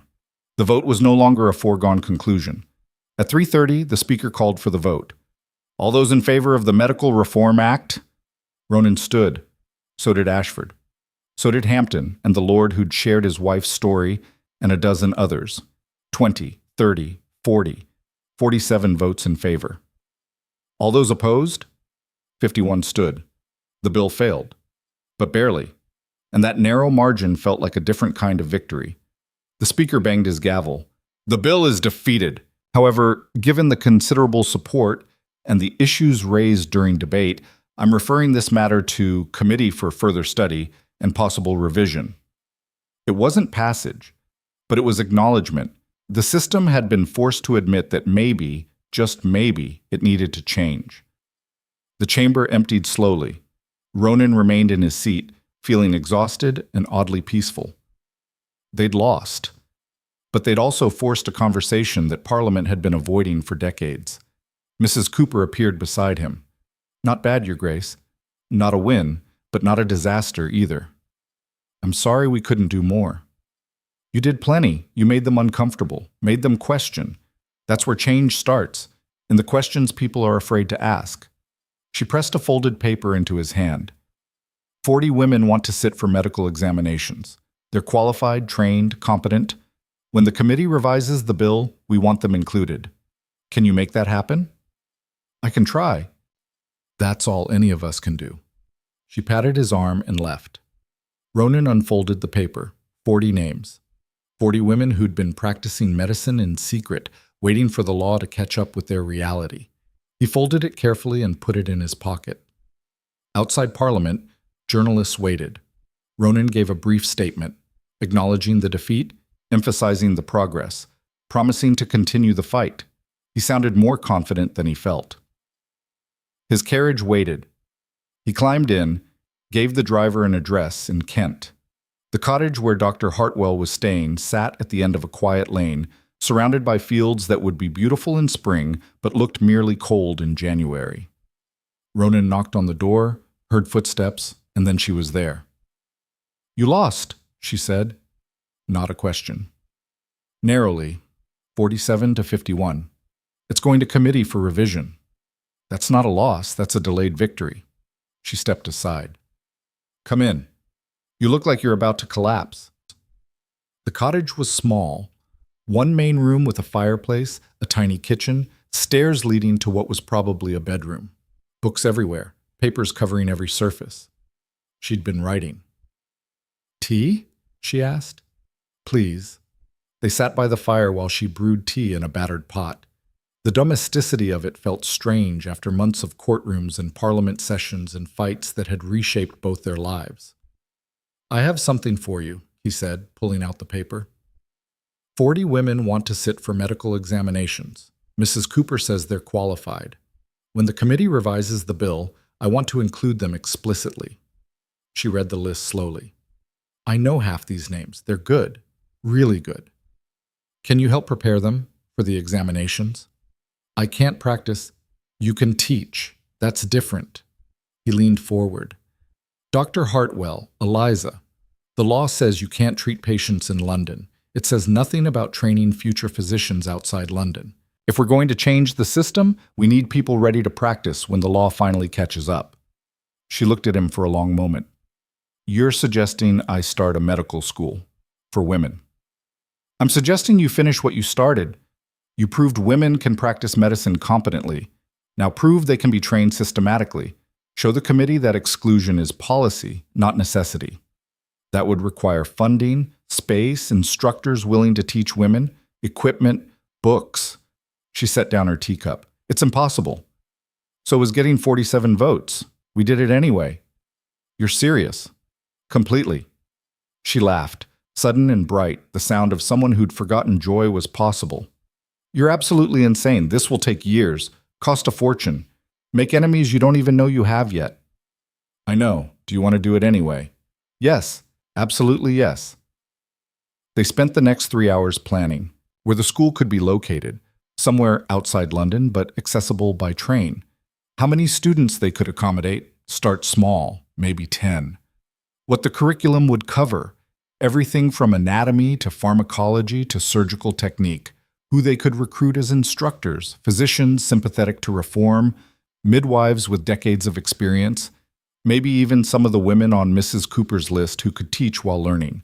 It was ambitious, probably doomed, definitely going to be expensive and controversial, and would face opposition from every established medical institution in England. Ronan couldn't wait to start. By evening, they had the outline of something that might work, a school that would train women to pass the licensing examinations.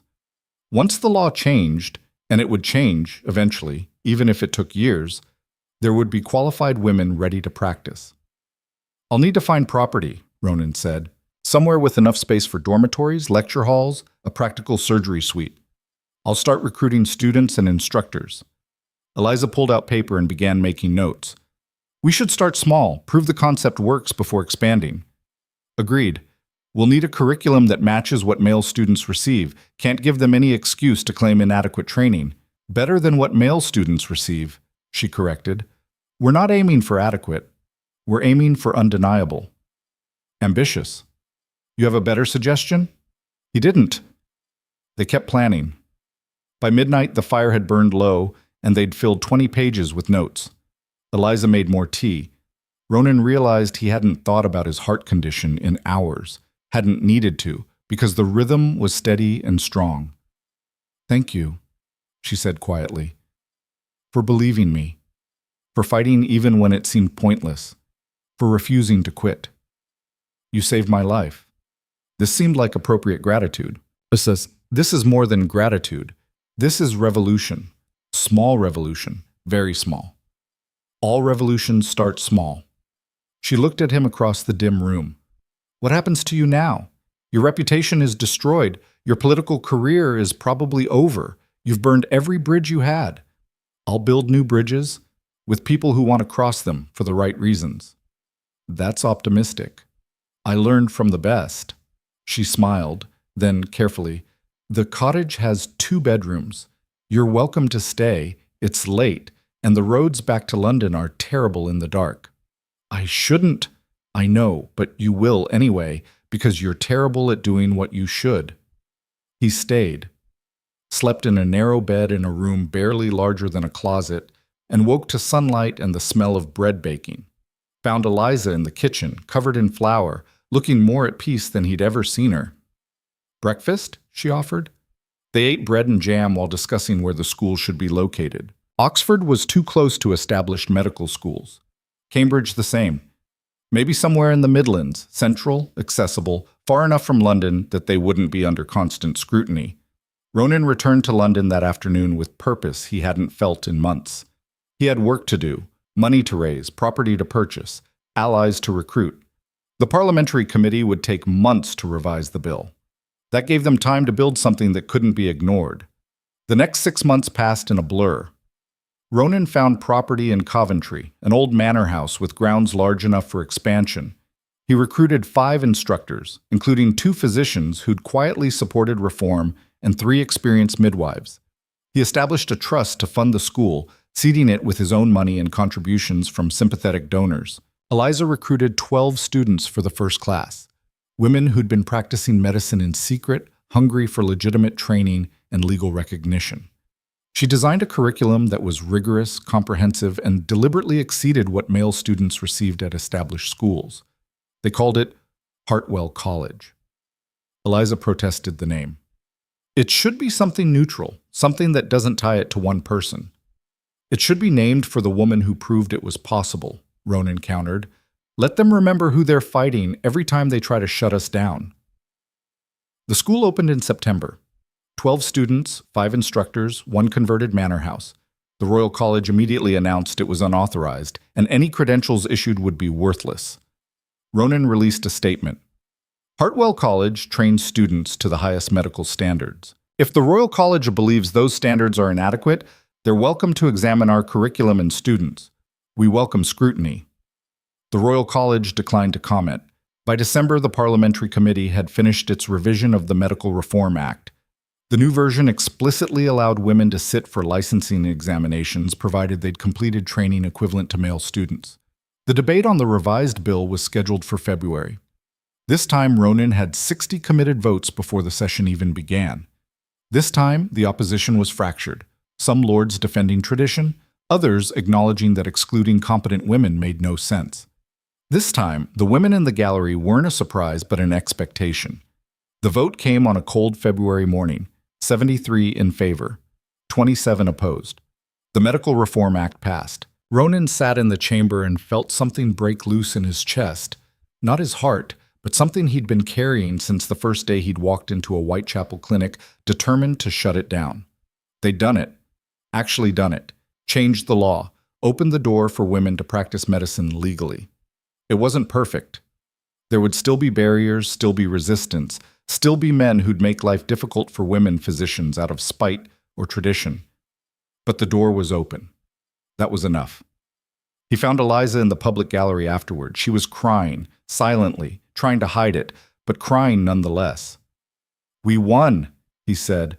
"I know, She stopped, wiped her eyes. "I never actually believed we would, kept thinking it was impossible." "Nothing's impossible, just difficult. You're still an arrogant fool." "I know, but I'm a successful arrogant fool now. That's different." The first woman to sit for medical licensing examinations was Margaret Cooper's daughter, a midwife who delivered over 200 babies and been fined 3 times for unauthorized practice. She passed every examination on the first attempt, scoring higher than 70% of male candidates that year. The second was one of Eliza's students from Hartwell College. The third was Eliza herself. She'd resisted initially. "I don't need credentials. I've already proven I can practice." "You need the ability to practice legally in London again," Ronan countered. "The city needs you. Patients need you." "I'm not going back to Whitechapel. That clinic is gone. So open a new one. Somewhere you won't be alone. Somewhere with support and resources and legal protection." He paused. "I've purchased a building in Bloomsbury. 3 stories, plenty of space for examination rooms and a surgery suite. It's yours if you want it." "You can't just buy me a building." "I can. I did. The question is whether you'll use it." She took the licensing examination 3 months after the law changed. Passed with the highest score that year. Opened her practice in Bloomsbury that summer. Within a month, she had more patients than she could handle alone. Within 6 months, she'd hired 2 other female physicians, both Hartwell College graduates. By the end of the year, the practice had expanded to 5 physicians and was treating over 100 patients weekly. The Royal College watched with barely concealed fury. Dr. Pemberton published several editorials condemning the degradation of medical standards. Other physicians refused to refer patients to the female practitioners.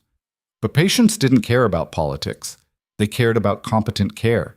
And word spread quickly that the women physicians at Bloomsbury were good, really good, often better than their male counterparts. 2 years after the law changed, Hartwell College graduated its second class, 20 students this time, all of whom passed their licensing examinations. Other medical schools began quietly admitting women, not out of principle, but because Hartwell College had proven there was demand. 3 years after, the Royal College reluctantly admitted its first female member. 5 years after, women physicians were common enough that they stopped being remarkable. The revolution hadn't been instant. It had been gradual, uncomfortable, fought at every step by people invested in the old system. But it had happened. Ronan stood in the Bloomsbury practice on a spring morning, watching Eliza treat a patient with the same steady competence she'd shown in that Whitechapel clinic years ago. His heart beat steadily. No flutter, no arrhythmia, no warning that his body might betray him. Just the reliable rhythm of muscle and blood, and the medicine he still took daily, prepared by the woman who'd saved his life by refusing to accept that the rules were more important than the person in front of her. Your Grace. Thomas appeared at his elbow, still his secretary after all these years. Mrs. Cooper is here. Says she needs to discuss funding for the Coventry expansion. Tell her I'll be there in 5 minutes. Hartwell College was expanding, adding a second building, increasing enrollment to 50 students. The demand was staggering. Women who'd been practicing in secret for decades were finally getting formal training.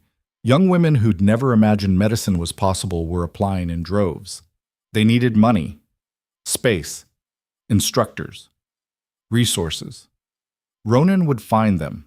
It was what he did now, using his wealth and influence not to maintain comfortable order, but to build something better. Ronan.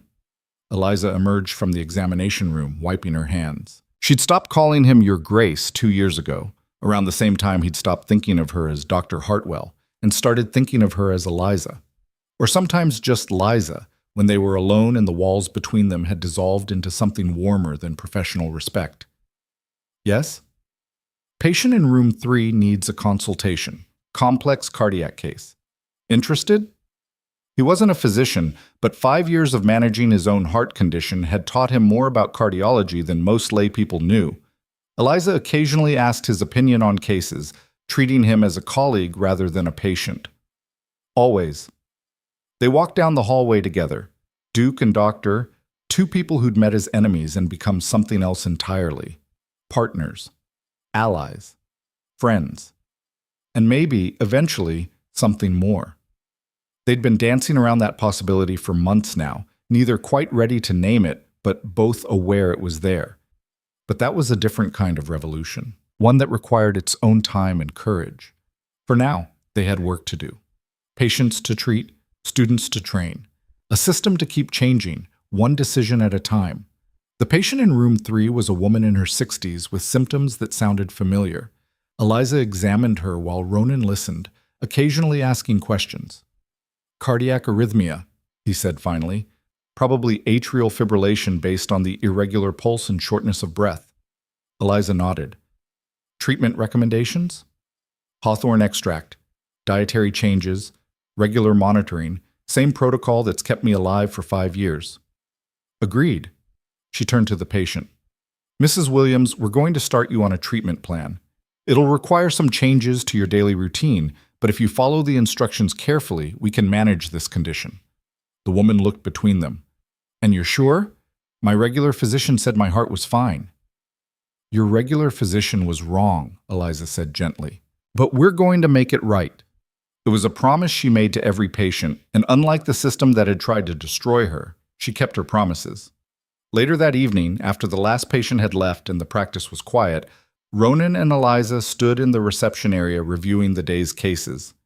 Busy day, she said. They're all busy now. Good problem to have. She closed her ledger. Thank you. For earlier. The cardiac consultation. I learned from the best. You really did. She looked at him, and something shifted in her expression. Ronan, I've been thinking. Dangerous habit. Quiet. I'm being serious. She took a breath. 5 years ago, you walked into my clinic intending to destroy everything I'd built. And somehow, we ended up here. Building something neither of us could have imagined. And I wanted to say that I'm grateful. For your stubbornness. For your refusal to quit. For deciding that being right mattered more than being comfortable. I was an arrogant fool who needed someone to show him the truth. You were. But you listened when you saw it. That's rarer than you think. She moved closer. We make a good team. We do. I think we could be an even better team if we stopped pretending we're just colleagues. His heart did something that had nothing to do with arrhythmia. Are you suggesting I'm suggesting we've spent 5 years building a professional partnership. Maybe it's time to acknowledge we've also built something personal, something that might be worth exploring. The scandal would be enormous. Duke and physician. Your reputation? My reputation survived being prosecuted and almost imprisoned. I think it can survive dating someone. She smiled. Unless you're scared. Terrified. Good. So am I. She reached out, took his hand. Let's be terrified together. He kissed her there in the quiet practice, surrounded by medical texts and examination tables and the evidence of everything they'd built together. It wasn't dramatic, wasn't perfect, was slightly awkward because neither of them had done this in years, and they were both out of practice. But it was real and honest and theirs. 6 months later, they were married in a quiet ceremony attended by Mrs. Cooper, Thomas, Blackwell, Ashford, and 40 of Eliza's former students. The newspapers had a field day. The Royal College released a statement expressing disapproval. 3 medical journals published editorials about the unseemly union. Nobody who mattered cared. They honeymooned in Edinburgh, the city where Eliza had studied in disguise, where she'd been expelled for being female. They visited the university, walked past lecture halls that had refused to admit her. Think they regret it? Ronan asked. Probably not. They're too invested in their own certainty. She squeezed his hand. But it doesn't matter anymore. We built something better than their approval. They returned to London and dove back into work. The practice expanded again. Hartwell College graduated its largest class yet, 75 women physicians, all qualified, all ready to change medical care across England. The opposition slowly faded. Not because people changed their minds, many didn't, but because the new reality became impossible to ignore. Women were practicing medicine competently, patients were being treated successfully. The system that everyone said couldn't work was working beautifully. 7 years after that first visit to a Whitechapel clinic, Ronan stood in the Hartwell College auditorium and delivered the commencement address to 100 graduating students. 7 years ago, I thought I knew everything about order and systems and how the world should work. Then I met a woman who showed me that knowing everything is the surest path to knowing nothing. She taught me that the rules we follow matter less than the people we serve, that credentials mean nothing if competence is absent. That tradition is only valuable if it serves truth. He looked at Eliza, seated on the stage beside him. You're about to enter a world that will resist you, that will doubt you, that will question your competence because of your gender. My advice is simple. Prove them wrong. Not once, but every single day. Treat patients with the skill you've developed and the compassion you've cultivated. Be undeniable. Be excellent. Be exactly what the system said you couldn't be. The applause was thunderous. 100 women stood, ready to change the world one patient at a time. Later, at the reception, Mrs. Cooper approached Ronan with a glass of champagne and a knowing smile. Not bad for a man who started this journey trying to close down a clinic. I've learned a few things. So have we all. She raised her glass. To uncomfortable truths and the people brave enough to speak them. They drank to that. That evening, Ronan and Eliza returned to their home in Bloomsbury, a townhouse near the practice, filled with books and medical journals and the comfortable chaos of 2 busy lives intersecting. They sat in the study, reviewing applications for next year's Hartwell College class. We're going to need another building, Eliza said. We have applications for 200 students. Then we'll find another building. Just like that? Just like that. He looked at her across the desk, brilliant, stubborn, absolutely certain in her convictions. The woman who'd saved his life by refusing to accept the rules everyone else followed. Thank you, he said. For what? For being right. For showing me what actually matters. For refusing to quit even when everything said you should. You're welcome. Though I seem to remember you doing some of that too. We both did. That's why it worked. She came around the desk, sat on the arm of his chair. Think we changed anything? Really changed it, beyond just ourselves? Ronan thought about that. About the 100 women who'd graduated today, the thousands they'd treat over their careers, the students they'd inspire, the system they'd continue reshaping, one decision at a time. Yes, he said. I think we did. His heart beat steady and strong in his chest, proof that sometimes the person who saves your life is the one who refuses to accept that your life should be lost. That truth matters more than tradition. That courage is loving something enough to fight for it, even when the fight seems impossible. Outside, London continued its endless rhythm. ships on the Thames, smoke from 1,000 chimneys, the sound of lives being lived, some saved by physicians who 7 years ago weren't allowed to exist. The system had changed, not perfectly, not completely, but enough. And in a study in Bloomsbury, a duke and a doctor sat together planning the next revolution, knowing that the work never ended but grateful they had each other to shoulder it. Some fights were worth losing everything for. Some people were worth becoming better for. And some truths, once spoken, could never be unspoken, no matter how many powerful people wished they could be silenced. Ronan Vale had learned all of that from a woman in a Whitechapel clinic who'd looked at his power and his certainty and his absolute conviction in his own righteousness and said simply, no. It had changed everything, and he'd never been more grateful to be wrong in his entire life.